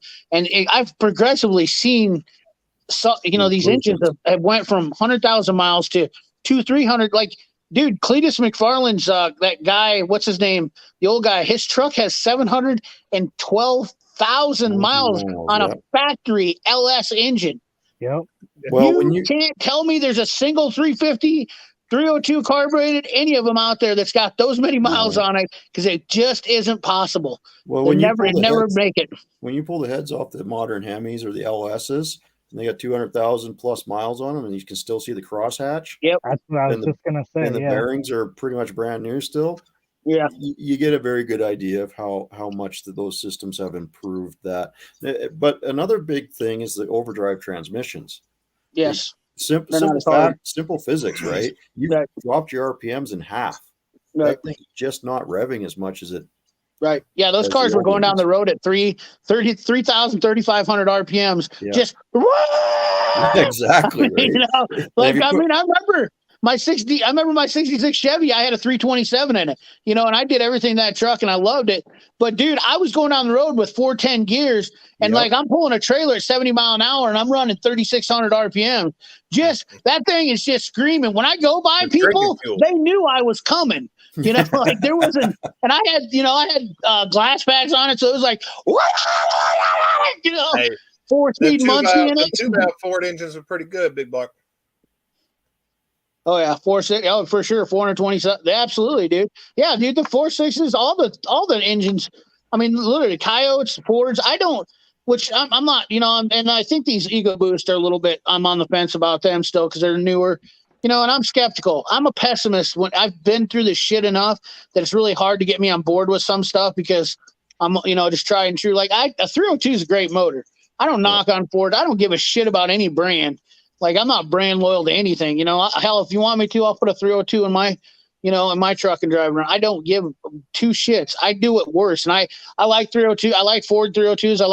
I'm not a big 351 guy. I never wasn't big. I'm not like the fuel injection system on a Ford. That was my one problem. I hated having to pull that intake anytime I wanted to do something. That's what pissed me off. I think it was a shitty design, and it was never the engine. Everything else was great. I mean, they had a roller motor. They were on top of their game. The 302 was a great motor, and it was probably ahead of the LS. Honestly, I would rather have versus the tune port. I mean, I'm not gonna. I think I like the 302 better than I did like the 350s, 305 tune ports. There's way too much shit on those things. Definitely better than the Crossfire. Yeah. It's just it's all preference, I guess. Going to what you're saying, the simple adage of the more you add the plumbing in or whatever, the easier it is to stop up the works. Right. That's and unfortunately, Ford's full on gone that way. Oh yeah, dude. I mean, I got to move so much shit out of the way to do something simple where they overcomplicated what they needed to, and Ford they're really good at engineering. Don't get me wrong. I'm never smarter than I will say this 100,000 times. I don't give a shit what anybody says. Aftermarket companies are out here rednecking stuff onto stuff. Like there's some smart guys, but I still, you cannot beat factory. I've replaced tons of aftermarket parts. I've seen the shit. Like people used to make fun of me, like, "Oh, you're just one of those old boomers that don't like fast fuel systems." And then they started screwing up these trucks, and they're blowing the engines up all over the place on these diesels. And I'm like, you can't beat factory engineering. Like those guys design those motors to run at peak performance for as long as possible. They put the time and effort into understanding the logic and the science behind that. And then you got these guys that come out and like, well, we're going to turn the turbo up. We're going to jack in your computer. Anytime you start doing that and playing those games, you're always going to be walking on the edge of. I'll agree with you to some extent. You get the odd engineer in there that you're going, what the hell are you thinking? And a perfect example is the heads on the 5.4 head. Fords. It's like, why do you have two threads to hold your spark plugs in and they're aluminum? Well, there's always exceptions to the rules. It's like, put a damn Healy coil in it right from the factory, then you're good. Save money, man. Well, Time Serve would have been a better one I would have put in versus the Healy coil, but the thing about it is there's always going to be exceptions because those guys are so eccentric. They're not on the same levels as anybody else. No. So when they say something, people are going to follow it. And what's going to happen is once the breakdowns start coming, I see it all the time. My buddies that work in the dealerships, when they start doing these recalls and stuff like that, that's when the engineers start realizing, oh, we screwed up. We got to change this now. We can't do this again. And that's just how it is. You know what I mean? Like there's nothing you can do. That's trial and error. Well, and you know what? Before you can succeed, you have to fail, right? So they tried something, they failed, and that's part of being successful. We had a Saab 340 aircraft that we were doing the first cargo conversion on, and it had and I was part of the team. I was the team lead. I was the one that was going to release the aircraft, and so the Swedes. We were working with the Swedes. They designed everything. We put the cargo door in it. We cut the side of the airplane, and then you had to have the shut off to isolate the cabin from the cockpit in case of fire and stuff like that.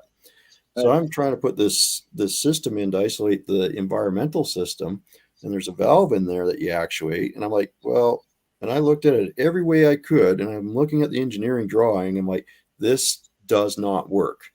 It will not reach. It does not fit. No matter what I do, this will not work. So I go up and I talk to the engineer. I said, this ain't going to work. Well, it says it does on paper. I'm like, yeah, I get the paper says it works. Come down and look at the airplane. It don't work. I argued with that son of a gun for like 15 minutes. And I was getting mad. Like, just come look at the freaking airplane. It's not going to work. Yeah, but the paper says so. Finally, I get him down there and he's like, looks, oh, that ain't going to work. I'm like, no shit. What do you think I've been telling you for like half an hour, right? You're going to get that though. I mean, like, honestly, I feel like that's pretty much standard. Like those guys, like I said, in See their you own stupid realm, and they literally, nobody else is gonna. They think they're smarter than everybody else. Yeah, well, That's yeah. the part about being humble that it's hard to get over with a lot of people. If you ain't got nobody that's literally showing you how to do this stuff, and you're in the front running of this, and then you have to listen to a guy that you think is maybe less capable, which is probably not the truth. In reality, it's just they're not on the same deal. I can see where these guys get a little bit big headed and they do that shit because they do. I've worked on enough cars where I go, this guy right here was definitely sleeping with somebody else's wife when he decided to do this. Well, I see I that have a stuff name for lot of- those engineers, and I won't say it here, but offline I'll say it. I see a lot of that with young engineers at my job that come in right out of college. They got a paper. It says they can be an engineer. They got a chip on the And shoulder. I still say your best engineers are going to be the people that work their way up through your floor, because I can't be an engineer because I don't have this degree, but I can tell you exactly how the stuff works, and I've ran the machines and I know all that, but I don't have the right piece of paper. And get you a degree, man. I know a lot of smart guys. That were never engineers on paper, like what you're saying. Tons of them out there, and they were just like they didn't want to go the distance. They were like, I don't need to go the distance. They ain't got nothing to prove, and they're just super smart guys. Hell, they're on YouTube. You see these guys on YouTube that are. Well, look at Dennis Taylor. Who? Yeah, Dennis Taylor. Alex Taylor's dad. Oh yeah, yeah, exactly. Yeah, there you go. Man. Yeah. Like somebody who's got his own machine shop or doesn't know, never took any, dude, experience is a huge account for a lot of shit right there. But the problem is the way everything's going, they want the people that are fresh out of school, and it's not, it's foolish. Well, I agree with you. And they don't want to give the people chances that literally should be because we look at that paper now. Yeah, and you're still going to have some of them that come in that are smart and that they'll go down and learn the stuff so they have a better understanding, but that's not all of them. No, you get people that they got their piece of paper and they're going to sit at their desk all day. Right. Had some engineers. Oh yeah, like wasted talent. Yeah, for building those motor mounts and whatnot. I think I seen a picture of those. I mean, it's dude. Yeah, pretty good. I know guys like this guy named Ed was my neighbor growing up. Okay, and people made fun of him. So this guy drove a Scout, and he was like 7. It was like 6'8", something like that. He drove an I-8 Scout, and he says, "The only reason I drive the Scout is it's the only thing that fits my big ass." And he built his own. He built the thing. His roof. He took the roof off and everything, built his own out of plywood and like galvanized pipe, and everybody made fun of him to drive around town in this thing. And I was like, but anytime I needed something fixed, I went to Ed.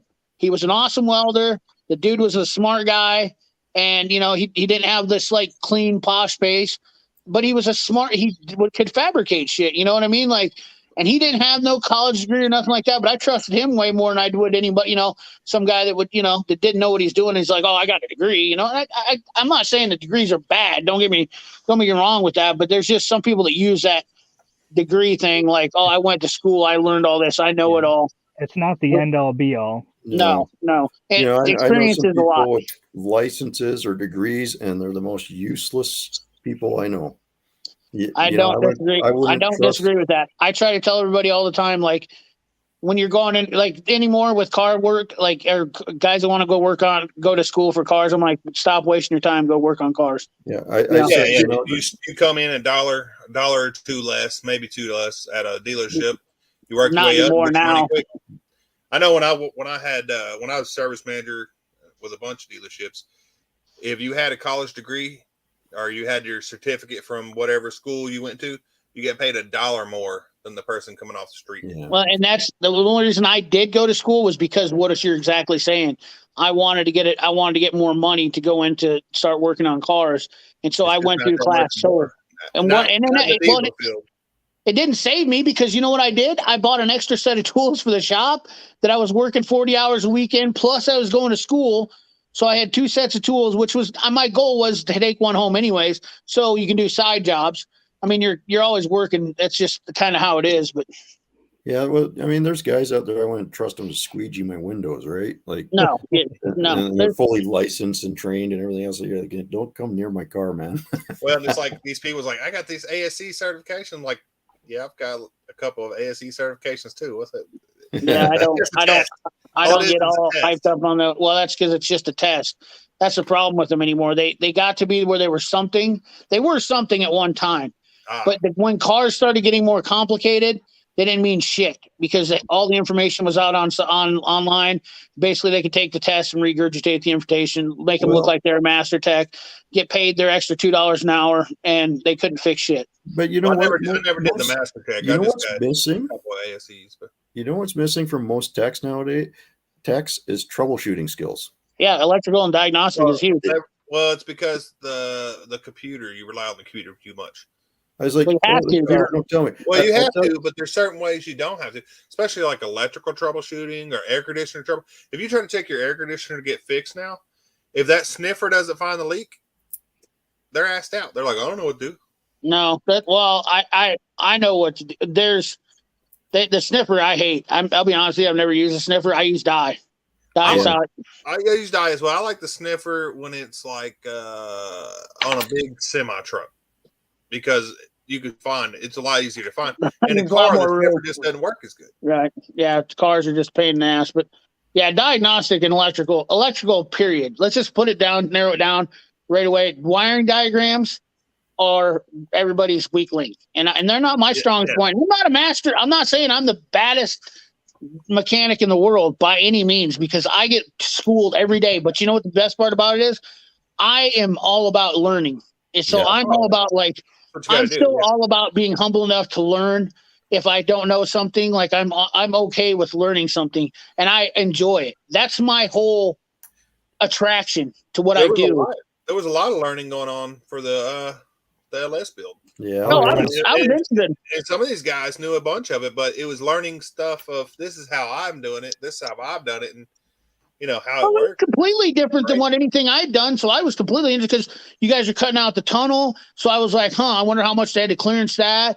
You know, I'm wondering how they're making the fuel tank. There was a lot of shit that I was looking at what you guys were doing, and I was like, this was different than how we had to do. I mean, like when I help my buddies do Jeep builds. Sure.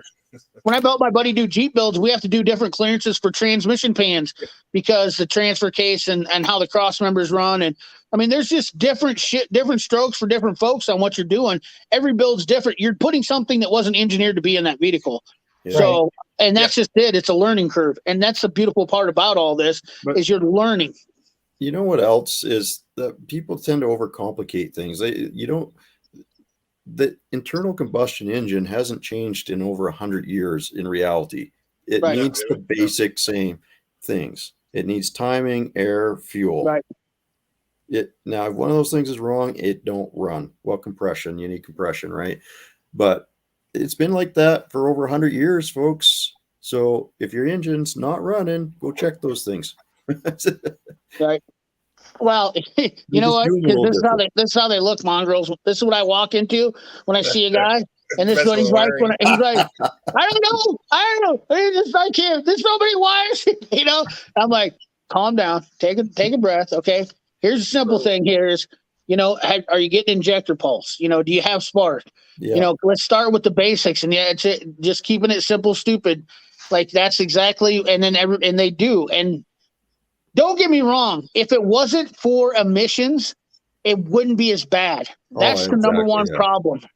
Like all we really need is an O2 sensor, an idle air control sensor, MAP sensor, mass airflow sensor, which are all simple things. And your injectors, you really don't need that much shit to run these cars. But when you add in the emissions and they start putting EGRs, like EGR is a joke. Like EGR is a waste of money. And NOx sensors. You know, all this shit is all for dummy proofing, just like TPMS.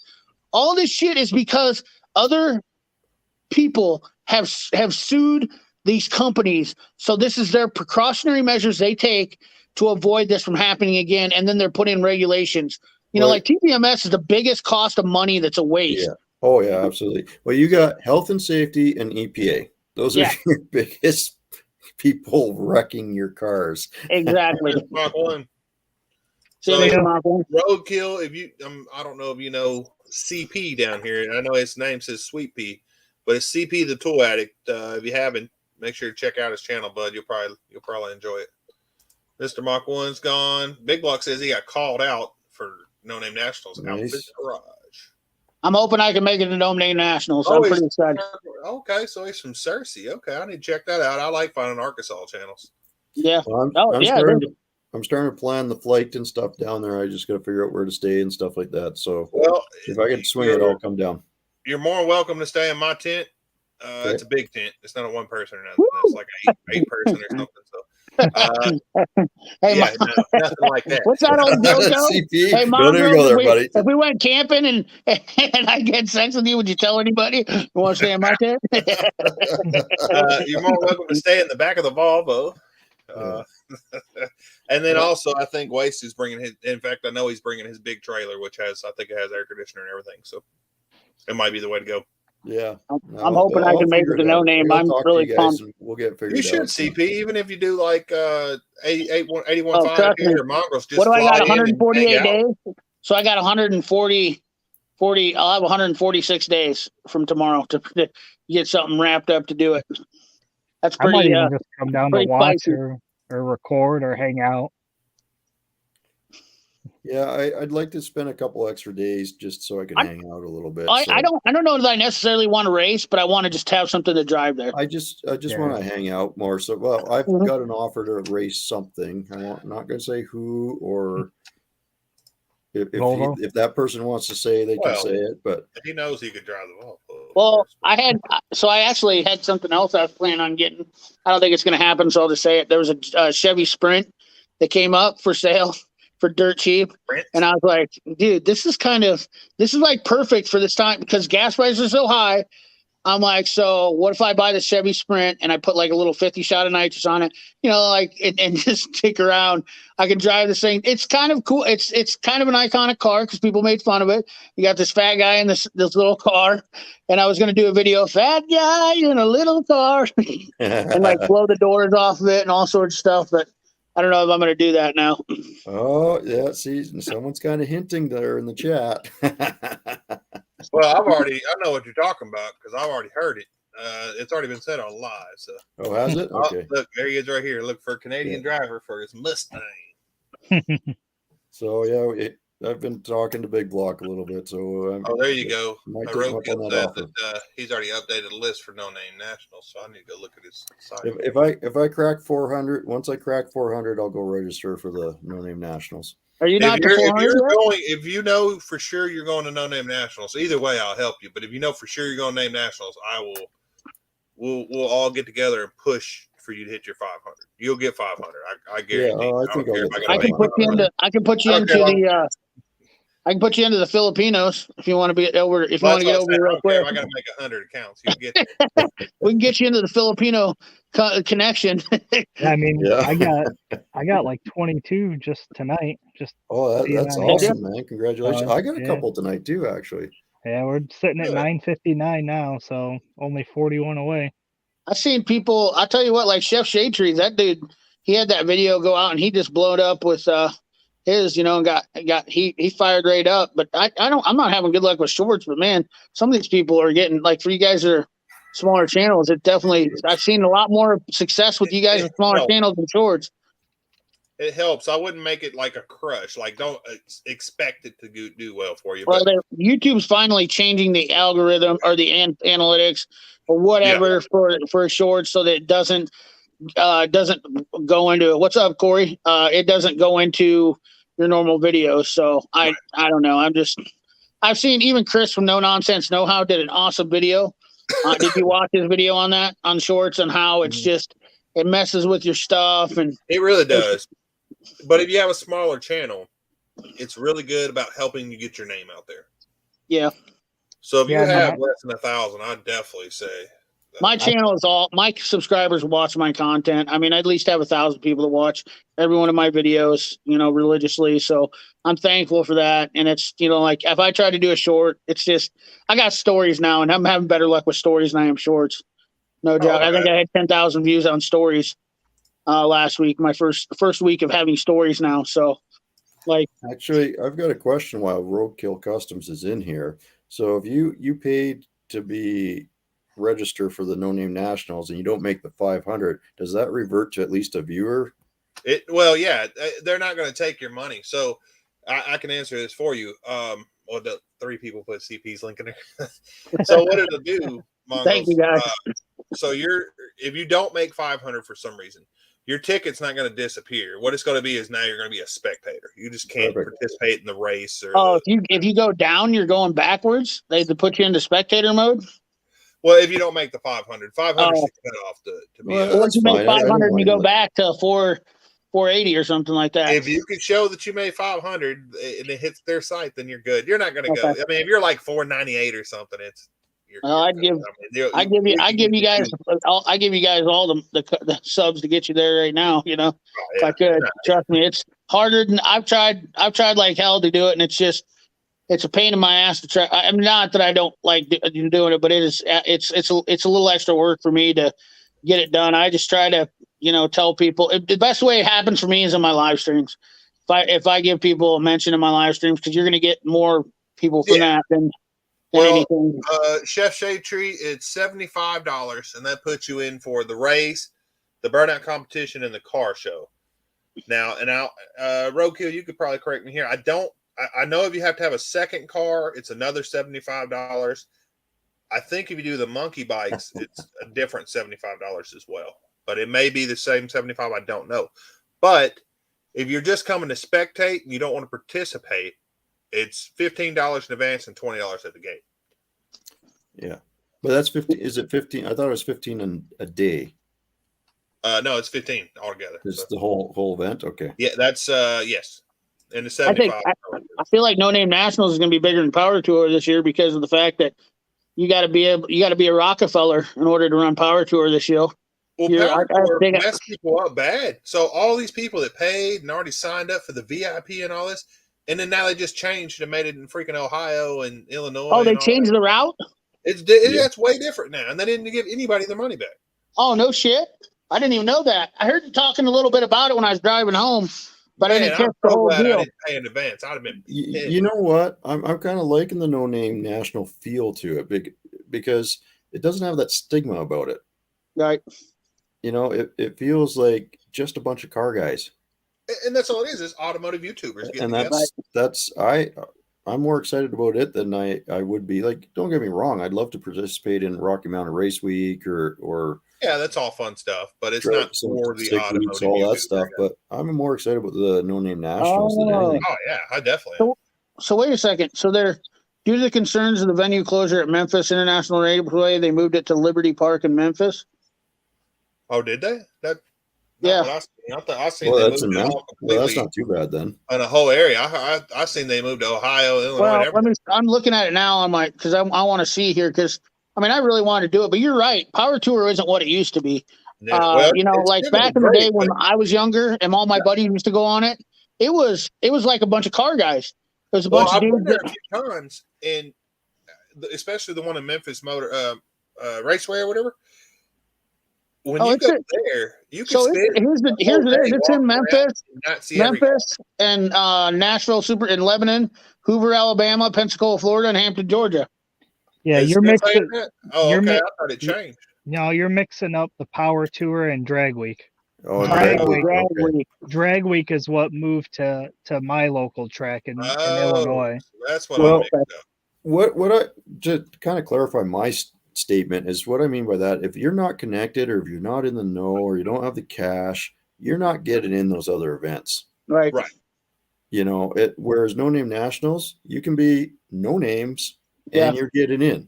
Yeah. Right. You can just be a car guy. And that's what I like about it. Yeah, they've definitely gotten that's it's gonna be like that with everything, and eventually No Name Nationals it'll probably get really hyped up with a lot of people. But I mean that's the problem with all this stuff. It gets too big. Uh-oh. Am I feeding back? I don't think so. Oh yeah. I think my volume was up. Yeah. 113 I'll verify for you, but I think it's $15 for both days if you're I thought it was 15 each day. I will verify, but I don't think so. Yeah, there you go. Fun Ford weekend was a good one too. I dropped out of Power Tour. I'm going to Ford Takeover instead. I've never been into these, and I've always wanted to go. And that's kind of I wanted to go to Drag Week. I want to go to Rocky Mountain Drag Week, and eventually maybe I will, but it's just not in the cards for me this year. Well, that's exactly where I am. So I'd love to do that. They're on my bucket list, but they're just not in the cards right now. And you gotta have the vacation. You gotta have money for all the hotels. Like, it's not a cheap trip. Well, I'm trying to build a building and trying to do way too many other things that I can't just be taken off. And that's my problem is I've got too many irons in the fire. Doing way too many damn things. And YouTube isn't cutting the mustard as a form of income. Boys, I don't want to dampen any of your spirits, but 10,000 subscribers isn't the land of milk and honey. It takes a lot more than that to make it to where I think you need probably at least 100,000 before you really start putting a dent in something. But where you could. Well, I know guys that are making a decent living with 50,000 subscribers. They're making 3,500, 4,000 a month. But so this actually changed since I first signed up. I first signed up when he first released it, and I guess it is now 2 different days. And now you can also buy tickets for if you want to be in the event on Saturday or Friday. You could split it up if you didn't want to do both days. So that changed as well. Okay. Is that you're talking about No Name Nationals? Yeah. So it's $15 each day for spectator. I had to go back and look at my ticket, see if it still says $15 for both days. And then if you want to do Friday as the event, it's only $50. If you want to do Saturday only, it's $50. And if you want to do Friday and Saturday, it's $75. Yeah. As far as participating. So we have something up here called Miles of Madness. Or no, Miles of Mayhem. Miles of Mayhem. Yeah, that's pretty cool too. But I was going to sign up for that, and I was waiting for some of the details and stuff. But by the time they opened it up, it was sold out in like a matter of hours. Really? Hell, there wasn't even hardly anybody on it last year. Yeah, it was sold out in hours. I know all those guys, Peg and what's the other one? Boosted DDP Shop and all those guys were on it last year. And I tried emailing them, but I don't hear anything back from them. It's like, hey, is there a waiting list or is anything like that? No response, right? And that's the other thing I like about the No Name now. I could talk to John, and he'll answer. Right. He'll take. I think 2022 is going to be a big year for. Well, the gas prices are going to kill a lot of things for it. That's only brought. You're going to have.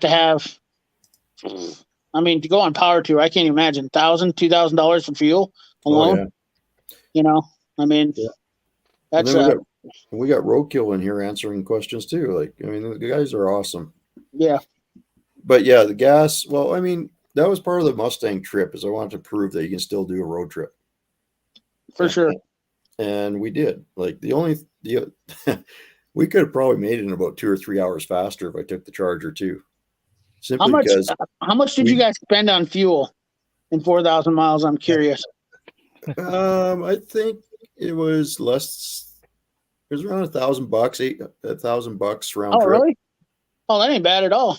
No, that ain't bad at all. A little over, a little under, somewhere's in there. But the Charger has a big enough tank that we wouldn't have had to stop every 200 miles. How big was the tank in the Mustang? 16 gallons. Oh, no shit. Huh. Yeah, but the gauge didn't work quite right, and Chris was a little paranoid. So whenever we filled up, it was about 10 gallons, and that was it that we were putting in each time. Like, okay, dude, we can go farther. This is a 16-gallon tank. We're putting 8 to 10 gallons in, and we're doing about 200 miles. Let's do 250K, so not quite 200 miles. It's like, so let's try to at least do 300K before we stop and gas up. Oh, no. I definitely don't want to get broke. I could see where that would be. Well, dude, you were in some territory where you don't want to stop. Far between going through Montana and those areas. I've been up there on trips before, and I know we've pushed the limit. I remember going on a bike trip one time up through South Dakota, and we were shutting the engine off, coasting down hills. because we were scared we weren't going to make it to the gas station. We look at the thing, we're like 42 miles, and the thing's on E, and we're like, you know. Well, you know, that's the thing with the Charger is if I set the cruise at a reasonable speed, I'm doing 500 miles before I have to fill up in that car. Right? Yeah, me too. Half fast. I'm bailing on the Power Tour as well, man. Yeah.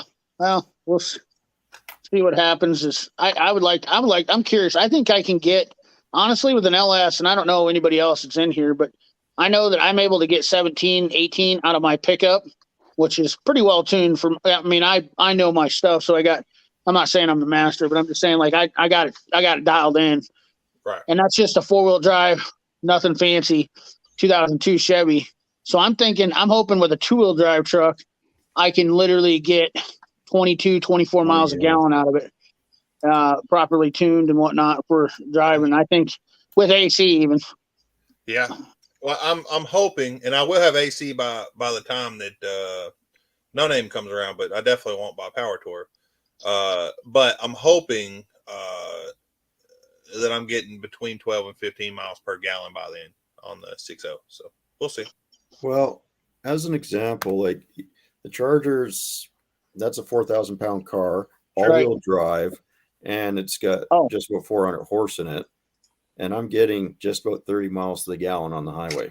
Yeah, dude. My 3.5 and my Chrysler 300 did amazing. I was shocked. I was getting 27, 29 out of it, just rear-wheel drive, which it was a V6. So obviously it's going to burn a little bit of fuel because it's up carrying the weight and wind and stuff like that. But Chrysler get some pretty good gas fuel mileage.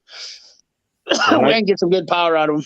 When I rented the Challenger and I was in Arizona, that thing was getting dang near 40 miles to the gallon on the highway. It was insane. And it had the Hemi. I was like, but it had the 8-speed, right? And I'm cruising down the highway and that thing's just like, you know, I'm just going to sip. Now, and you put them in a truck, and I don't know what they do in the trucks, but they don't get shit for gas. Well, you're pushing a brick at that point, though. You're it's probably the Challenger's that aerodynamic, but well, the gears are different and stuff like that, so it's going to affect it. The beautiful part is we're talking about 300 and 400 horse engines getting 20 miles a gallon. Yeah, exactly. That was unheard of. Once again. Yeah. Well, think about the 4-cylinder Mustang pushing 350 horsepower or whatever. I mean, yeah, it's amazing what you can do with the cars nowadays, and you know, and like that Cadillac ATS I have. Wow, you got 22 miles a gallon in that Durango Hemi. That thing's got 275 horse, 275 foot-pounds out of a little 4-banger turbo. Right. And it doesn't have the leg that a lot of turbos have. Like, I mean, it's on quick. It's impressive. Well, boys, I'm actually going to shut her down here in a few minutes. It's getting late. Yeah. It's probably later where you are, right? 81.5? 11:30. It's same time then. What's the final total there? It was East Coast. We're at 9:59. Nice. Close. 9:59. You go hit 1,000 this month, I'm telling you. My goal is by the 19th. That's my 2 years since I started the channel. So there you go, Roku. I appreciate that. I was about to say that as well. So thank you. Yeah, that'll be your 2 years. You'll hit it, man. You're gonna hit it 1K. And as far as your watch time, just keep on putting videos out. You'll get that in no time as well. Let me give you a word of advice. Don't even think about it. Don't even look at it anymore, because you'll drive yourself nuts for the next 40 subscribers. I know you want to, but I'm telling you what, right now, if it had been me personally, I remember getting that to 10,000. It seems like it was way worse than when I hit my 1,000. But man, I'll tell you what, like I was sitting there watching it. Mine went on a Sunday night, and I fell asleep. And I was literally at 999 for like 3 hours, and it was wearing me out. I was like, my YouTube's broke. I was like, we really want to give this guy 10K. For me, I mean, that's the last hurrah for me after this. Now it's like it's pretty much a letdown. Right? You're looking at what, 50K next, then 100. Yeah, 50K. I don't know that I'm really going to get as excited. The 10K for me was cool because I got my stories, and it was just something that I never thought I would achieve. Sure. So I don't really know that I cared too much about what happens next until getting the silver play button would probably be big. I don't want to sound like I'm being conceited or anything like that, you know. But No, it doesn't. ain't The nobody saying- subscriber count doesn't mean shit to me. I'll be honest with you. I am So- completely focused on views, on like, you know, 25, making better 30 content. CP. Yeah, 3P is CP the Tool Addict, and if you go up in the chat, there should be a few links in there. If not, it's CP Tool Addict. Yeah, for Hey, me, guys. I just want to hit that 1,000 so that I Mhm. can just stop that. Like Get the that's monkey off your back. right, Yeah. right. And then you don't worry about subscribers anymore. You just get I worry about my videos. Well, at least for a little bit, right? Well, It's going to I take you, if it's anything like me, I think most people stop getting as excited until like after that 6,000, 5,000 mark. Well, you gotta I have feel goals. like people calm down a little bit. Sure, I you know- gotta have goals. My goal this year was 5,000, and I'm not close to it, and it's already a 5th month, so I might have to hustle harder. But I've it's got a lot of simple. events coming up. It's simple though. It's all about the views. You know what I mean? Like It is. make the content, you get the views, and like that's the simple thing about it. I mean, granted, it might be I say that and then I talk about wasted talent. That poor guy didn't, you know, Oh took yeah, him. he's got good views. Yeah. Then it's like but he's got a lot of video content out there. But He I mean does, that's yes. I think now with shorts included, I think I got like 203 videos or something. And he has like almost 600. yeah. That's what, I'm at 2,300. I'm at 2,300 hours. Like I'm at the same hours as 815, but Yeah. you guys don't have 4,000 watch hours yet. Which was Not yet. crazy. So last year, well, this time last year, I just hit 500 subs, and I had like 8,900 watch hours already. So my watch hours were always there, but I was like wasted. I just couldn't get subs. So I don't know. I know it's hard, but my best advice to anybody is just focus on your views. Don't even worry about your sub count because, just like you're saying, your watch hours. Because then that's the next thing you're going to hit. You hit your 1,000. Now you're going to be watching your watch hours. Yeah. So the best thing to do is focus on that first, because you know if you have that, then it's just one less thing you have to worry about or think about. Or if they do it, they will come. And it exactly, it's the truth. It hasn't You see even the been a message whole Roadkill year. have for you? 81.5. Yep. It hasn't even been a year yet since I've been posting weekly either. So that was something that took me a while when I started the channel to have the content to even be able to post every week. So I think we're getting close to a year now, but that's been the biggest thing is every week putting out a video. I'll be honest with you. I feel like daily content or weekly content is definitely the key, because I mean I post 4 times a week. I want to. I think to hit my 5K goal, I'm going to have to put out at least one a week, but probably 2 videos a week. It's what it is. You're forcing the algorithm. Start it. Yeah. I think I'll hit my 5K goal for the year. And the thing is, like right now, even with you guys, like I'll be honest with you, like I'm constantly looking for your content, but it's like you're getting suppressed by other people that are putting out daily content. And it's like I look through my notifications and I've been doing the same thing I always do, is I scroll through my notifications to look for certain channels. Like, and Mongrel comes up in my shorts quite a bit right now, which is good. Because I think I've seen every one of his. I've seen, and like dudes is like all up in my TikTok. He is a TikTok. He's like TikTok. He's got square body heaven over there going on in TikTok, which is not, it's not a bad thing. But that's the thing is once you get into somebody's feed, I notice it. So I mean, I give you honest feedback. Like, if I see you like 815 came up, I watched the video. I think 815 was the first one to put out a video on the LS, and I watched that video.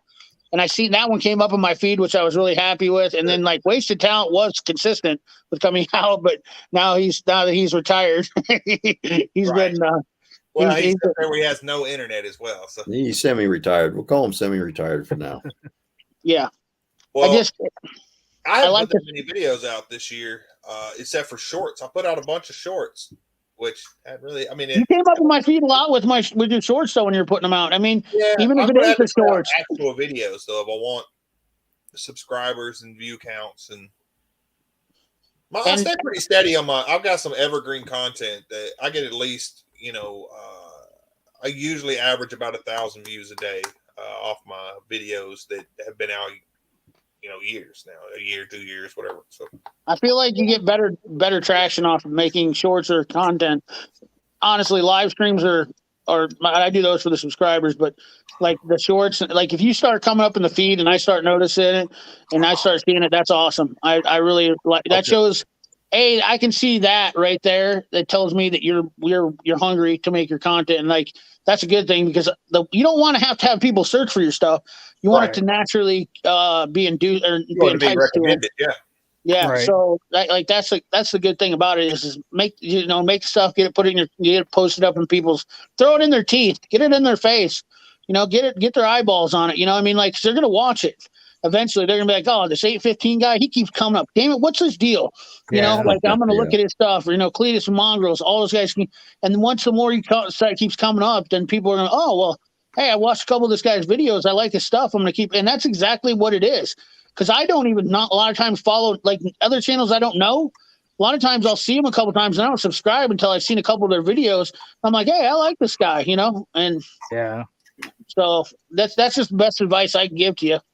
Yeah, no, it's appreciated. I have a couple videos that are kind of my core consistent watch videos where they don't get a lot, but people watch them consistent. I get daily growth on those videos, which is. And then you look at the other ones, and there's only a couple hundred views on them, right? But these ones are creeping into the thousands and some odd views. And those are the ones I like having in the back because they just keep on getting views. They just slowly what Roadkill right here is the content out. And if it gets views, it gets views. Great. Yeah. Well, Roadkill's kind of talk about what you're talking about there is how to and DIY for short, like 3 to 5 minute videos. He's back. That's evergreen content. And people are more likely to click on how to change a tail light if it's 5 minutes. If it's an hour long, they're not going to watch it. I mean, no, you're 100% correct there. And that's where shorts comes in big time. But I do not like shorts as much as I do like watching a video, a 3 to 5 minute video. Actually, to me, I like a 10-minute video. That's where I think is like 8 to 10-minute video. I think is great. Because a lot of times I'll be, fiddle farting around or something and I'll, watch a video, but I found that after I hit 1,000, most people watch my videos if they're between 10 and 15 minutes. If I go over 15 minutes, I get less views. If I go under 10 minutes, I get less views now. But before I hit 1,000, it was anything over 5 minutes didn't get watched. Yeah. So it all depends on where, and you just can't keep watching it. And shorts really messes up that algorithm because then it's hard to say what are people watching because it throws the way off. But if you could tell what your audience wants, then you could put it out. Yeah, I think my video with the highest view average is around 8 minutes or something like that. Nice. How long is that video? Yeah, it was probably like a 20-minute video. Okay. And I think it might be my Hemi wiring video where I tell you how to wire up a modern Hemi using the factory stuff. But a person that really fired away. Oh, sorry, I shouldn't have cut you off. No, that's okay. Go ahead, CP. A person that really hammered it out hard, and I really got his stuff was coming into my feed a lot. Was Midnight Road Garage. Yeah, that dude was putting the fire out, and I'll tell you what, dude, I give him props for that because that was really awesome because I was forced to watch his stuff. Yeah, he went from right at 400 subscribers, maybe 500 when he really started pushing, and boom, he shot up. He's killing it. Yeah, I have a hard time telling a story in that short amount of time. Just like that first Volvo video, it's like, all right, my video, I'm trying to tell the story of the whole day, and it ends up being 25 minutes. So do you do like day 0, part 1, 2, 3? Well, the Volvo build's a little different because there is a full story for somebody to follow. It's not, this is how to do this item. This is my story for the day. So as long as you could keep them entertained, which I think your video did fine, people will stay with it. The one thing I do is I don't concern myself with it too much. Yep. I just put out what I want to put out. There you go. You're right. If you watch it, you watch it. If you don't, you don't. Don't care. Yeah, that's true. I do care somewhat. I'd love to have the views and the subs, but that's not why I started my channel. Oh, right. So, and I will definitely, if you ever went to any interview that I've done for all these channels I've done interviews on, which actually isn't that many, but actual interviews I've done like 4 now. And every channel, every time somebody asks me, I will say, do YouTube for the fun of it. That's why I started for sure. If you're doing it as fun, you'll have fun. If you're doing it as a job or trying to get monetized, you may never get monetized. Yeah, You're 100% right. And people have even told me recently that even some of my videos don't seem like I'm having fun because I'm kind of forcing the content out. And I can feel that, like I'd like, I don't really want to make a video today, but I'm going to make it anyways. And you really do have to want to have fun to do it. And that's, because that passion plays through on your that plays through on your camera, and it feeds into your audience, and it's definitely huge. And it like the money is like, that is a far off thing. Honestly, like you can't be thinking about that. You have to be thinking about entertaining your subscribers. Well, I think to make real money, you need to be, and I may be wrong on my math, but when I've been looking to make real money, you need to be at least 20,000 subs. So yeah, probably. I think. Well, the thing about it is, the sub count is pretty. Like I said, once again, because it doesn't matter as much. Yeah, because right now I know a channel that's got the same sub count as me, but he's getting 500,000 views. And that's I know channels that got over 3,000 subscribers, and they get views that people with 300 subscribers get. So, exactly. I know what you're saying. If your views and your subs equal out, then 20,000 is where you should start making the real money. Well, you can. I mean, you can make money though at 5,000 subscribers. I know you can. I'm saying that's on average. You get a 1 million view video on, dude. I know a guy's got a channel that's got 1,500 subscribers. Yeah. He's got 2 videos that got 2 million views. That's money, and right there. he made $8,000. Nice. So like that's, once again, the content is so important, because if nobody's going to watch it, then it doesn't really matter. You know what I mean? Like, you're putting out junk, nobody's going to watch it. And I put out a lot of junk. Come back and watch something else. I put out a lot of junk. Like I'm forcing content, but I put out a lot of junk. I don't have any big view videos. Like my biggest view video is like 36,000.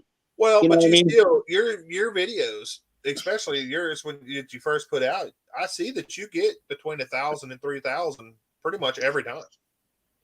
Because it's the audience that I have that's loyal to watching me. Yeah, because but it's the thing is there's some, I'm not getting it doesn't matter. But long story short is anybody can get if you got a good video, you can get, like, don't worry about that shit about subscriber count and all that stuff. Like at the end of the day, just focus on making a good video. Have fun. Make a video that you would think was good, even if you wouldn't personally watch it. If you think it's good, then people will like it. Yeah. If you move your videos to at least 10 minutes, you could put more commercials in them. They'll automatically put more commercials in them than you will at 9 minutes. Yeah. Put in that next tier, and you get more money. I would avoid pushing too many video or like deals in there, because I've seen a lot of people backlash on a channel. Don't go adding a bunch. I'm saying at that 10 minutes, that's where they automatically put you in that next bracket. I just let YouTube put them in wherever. Not even it'll do the other. So after you go over 10 minutes, it'll put down in the chat stuff. It'll put down them, instead of breaking up your video, it'll put down, what am I trying to think? Or it pops up and gives a little ad on the bottom, but it doesn't stop the video. After you hit 10 minutes is when they start putting all them up for you. Yeah. Well, the simple fact of the matter is you only need 1,000 subs. Yep. After that, you need views. Yes. Yep. First, views and watch hours. If that's honestly, you need views, period. That's the biggest thing. Like, I think at the end of the day, anytime your first video should be focused on getting people to watch it. Like, no matter who you are or where you are. I really can't emphasize that as much, because there's a lot of videos I would have erased by now. I should go back through and delete, because they're not really that great of videos, and I just threw out content. But it's all about, like, you want to have something that's going to add value, and that's what I really want to have something that adds value. It's more to me, obviously. I think it's more to me. I feel it's more to me to have something where it's not just about getting a bunch of views, more than it's just having a bunch of people in the comments go, "Hey man, you helped me out." That to me makes my day. That really does. Like, that makes more than money to me any day. When I hear people say, "Hey man, you've really helped me out," like that's all I'm trying to do, because I'm trying to pay it back to what the people that helped me out when I was coming up, and just giving people advice to steer clear of all the mistakes I made. In the tool field, you have everybody in your ear telling you, "This is the best tool. This is the best tool." Lots of shit. Yeah, It's well, really. everybody's going to say they have the best tool. Really, it's what's the best tool for you, and that's what I'm just the biggest tool. What is it? You're the biggest tool. Well, the other thing about it is if you get fixated on the numbers too much, it's easy to set yourself up for disappointment and to knock the motivation right out of you. Yep, you're 100% right. To have goals, though. For me, anyway, it's important. Well, I to have agree. goals. You got to have goals, but you can't fixate on it because Yes, your number one goal is to make the content you want to make. Exactly. And then if after that, that's great to say, hey, I'd like to see this number by this point. But if it's not happening, it's very easy for you to get discouraged if you fixate on that. And then you don't want to do anything. You demoralize yourself. Absolutely. Yeah, Roadkill, you're right. And especially in my earlier videos, you'll see I'm going around and I'm talking through. This is what I'm going to do. This is what I'm going to do next. They don't want to hear it.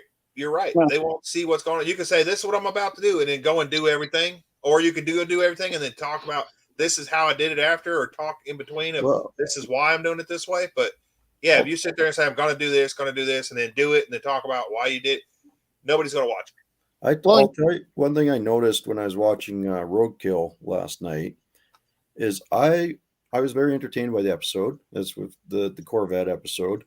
Okay. But they did it very well. And it's one, and I was like, well, finally they put out a decent one. But one thing I did is I was counting how often they swapped views. Yeah. That's a theatrical trick. 2 seconds for most of it. Every 2 seconds they changed the camera angle. Yeah. There's the longest was 5 seconds. Maybe 10. Yeah, there's a lot of that goes on, and it's supposed to be.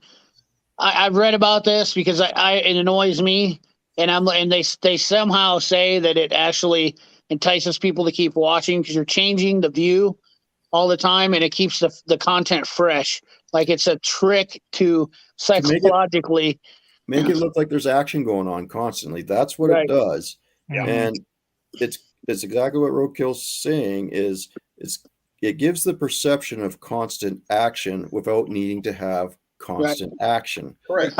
Yeah, because you can't. It's got to be the story of how you got there too. Just like on this Volvo build. Hopefully, my video when I put out the videos, I've been working on them. It's going to show constant action while I'm kind of voiceover telling the story, maybe. Yeah. But the action hopefully is going to keep them in. So it's going to show. You're right. The talking, it's certain talking kills only certain talking. Because if I load up a video and I say, okay, I want to see how to fix this. And then I get the guy at the beginning of the video, hey, my name's so-and-so. Hey, I'm going to tell you about this. I'm going to tell you about that. And some people do this. Some people do that. Blah, blah, blah, blah. I said, get to the freaking point. I want you to get to the point. Yep. You're not wrong. Start talking about the point, we're good. Right. You're not wrong. Everything up to that point, we're not good. Monrose, I've had several people call me out on that because I'm a talker and I start to go into something and I'm so excited. I start blabbering on, and you're 100% right.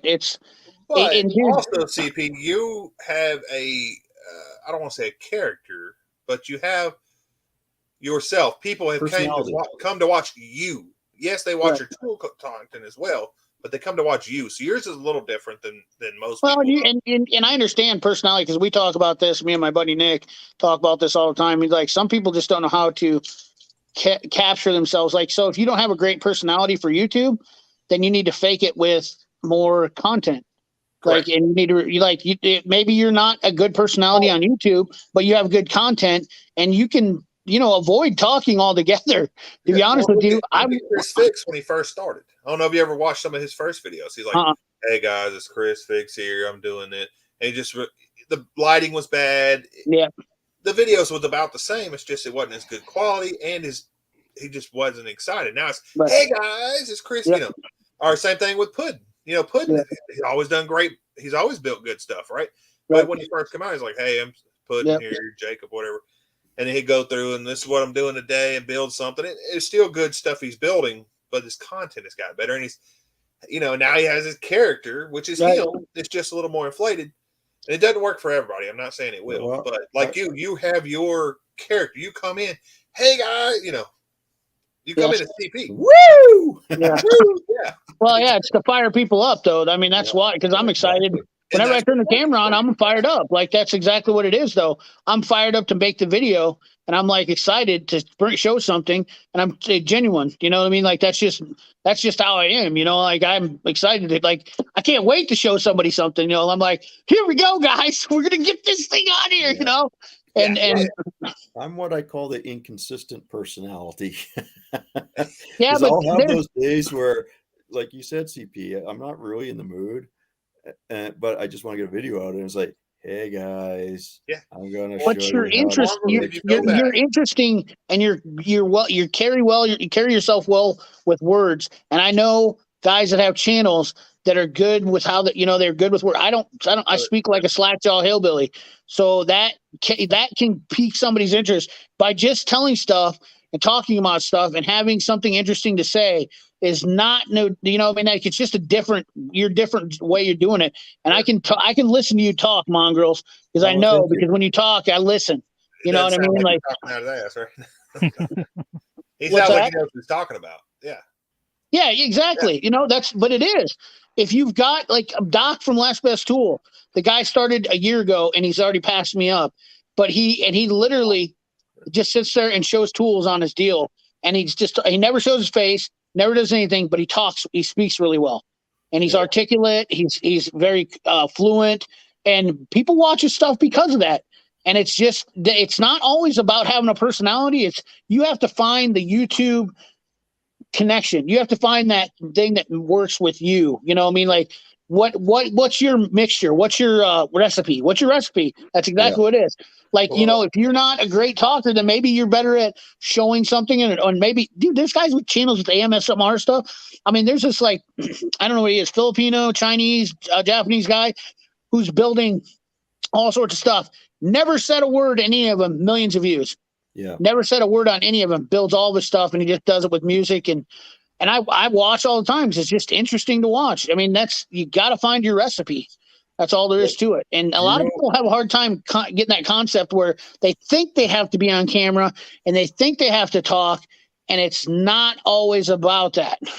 Yeah, you're right about Hillbilly, Weston Champlin, blowing up big, pudding, freaking skyrocketing. Yeah, it's no, there ain't nothing. I'm not saying there's anything wrong with being a hillbilly, but yeah, you know, I mean, it's just you got to find the recipe that works for you. You know, this is my recipe. Yeah, I like the hydraulic press channel. I like there you go. Good buddy put shit in there and destroying it. It's like, oh, let's see what this does. Folding paper. The last one, folding paper. Yeah. Like, dude, that just tells you your skill level on YouTube. When you can fold paper and get people to watch it 500,000 times. Yeah, that's something to be said. In the case of Uncle Tony, like, well, mongrels, if you go. And I don't know how many views your Dodge video got, but in my opinion, hands down, that is your best video. Your angles you got, your direction, the whole thing went to, it was perfect. What, the transfer case one? Yes. And it's not that it was just, it's for me, it wasn't that it just kept me, you know, it wasn't that it was just, I want to know how to put a transfer. I don't care. I'll never put a transfer case into Dodge, but the way you presented it, the way it flowed was perfect. If you could do that every video, one time it's going to catch on and you're going to get a bunch of views. Yeah, you know, I mean, I appreciate that, but that one has 77 views. I don't know if it's the title or the description or the thumbnail. Well, that is something where I need some thumbnails and the titles. CB, you should go watch it as well and see if you agree with me. But I think the production value of that video was on point. Nick Pixel did a video on his dove. He's got a pet dove. And you want to talk about somebody who did a video that was off kilter. The guy doesn't have a channel. He does a lot of wood stuff, and saw stuff and whatnot, and just kind of homesteading stuff and whatnot. And then does a video on his pet dove. It had like 150 views on it for months. All of a sudden it took off. It got 50,000 views, and it's had like 5 people with over 2 million subscribers comment on it. And once again, I sold him. I said, this video is great. But he's like, it's never not going anywhere. And then all of a sudden, boom, one day, smoked it. That's how it is. It's hard to judge it just because your video didn't get a lot of views. It's hard for me to delete a video because sometimes I go back and look. I'm like, man, this feels like a good video. I don't want to delete this because this might blow up. You One know, of my like first videos with that Dodge Ram where I took the engine apart, which that was one of my first ever videos.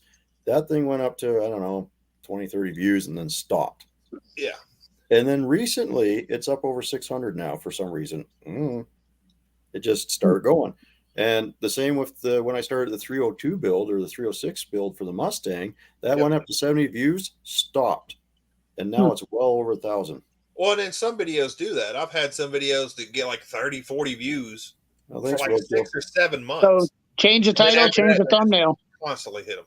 So change the title and change the thumbnail. If it doesn't go in after that, believe me, that is, I know a guy that got 300,000 views on a video, sat for 2 years in the tank, didn't do anything. He went and changed the title, changed the thumbnail, and boom, shakalaka. Shared it on his community page and just went gangbuster. Yeah, and I just did like nothing to that truck video. I did nothing to the engine video. I did nothing to the truck video. They just decided to, I'm going to start taking off now. Yep. Well, for your Dodge video, what I would do for the one that I'm talking about, the transfer case, I would go find a video that's like that, that's similar to that has 50, 60, 70,000 views or more or whatever, and kind of not copy them, but kind of word it the same way. Yeah. And that's where I probably need the most help. But like I said, a lot of the stuff I do, I just label it as to exactly what it is I'm trying to show you. And don't get me wrong, if you put that in the description, that's going to help you because when people search and they see that, it'll pop up for the description. But your title and the first part of your description is what you're going to see on Google. Like if somebody says how to change a transfer case on a Dodge. Yeah. That's what the first thing that pops up on Google, and that's where you're going to get most of your traffic. Sometimes you'll get it on YouTube, but traffic from Google is where you get the main. Oh, there's a lot of people searching YouTube nowadays for stuff. Yeah. They do, yes, definitely you. But even on YouTube, it'll say the description, have your thumbnail, and then I'll say your title, thumbnail, and description, and it'll be all right there. So if the first part of your description, your title, and your thumbnail is good, then people are going to be more likely to click on that video than they will the one underneath it that doesn't look as good. Well, what's interesting is my most popular video. I know why it's popular. Yeah. And it's that 33 Ford. Okay. Or the Factory 5 one. Oh, people love Fords, yeah. Yeah, and it's just how I opened that video. Even I liked it. I was like, oh, hey, that's a nice opening. But it also shows that very clearly in the analytics because, oh, look at this. And then they watch the first couple of minutes and we start talking. It's like, but that's not why I did the video. I did the video because I think it's a cool car and I want people to know how he built this car. So if you want to watch it, watch it. If you don't, it's staying up no matter what. Sure. Yeah. No, it's right. Yeah. As long as you're having fun, that's what really matters. But but you are right. That is the one place I certainly struggle is with the catchy titles and some of the thumbnails. I think everybody does, and I've been doing it for a long ass time now. Well, and even still, I'll put something out there. If it doesn't do well in 3 months, I'll give it a little while. But if it doesn't pick up after that amount of time, I'll go back and try to change the title. You can always spend $10 a month and get vidIQ. If you're having trouble with that. Well, I have the free version. I haven't spent the $10 yet, but I've messed with that. I've messed. Spend the $10 for a month. See if it helps you out. I have two buddies. What's $10? You know, what's $10? They actually gave me a demo. Like I had three title options. Right, I got 3 chances of them making titles for me, and I tried it. It didn't help. So I was like, I don't know, I'm not doing this. All right, guys. Yeah. Henry's telling me we're going to turn it down. I know we just got busy on talking about channels, boys. Oh, yeah. It was a good chat. It's all good information for sure. Yeah, but and we need to turn it down. I got get up and none of this. We dropped one. None of this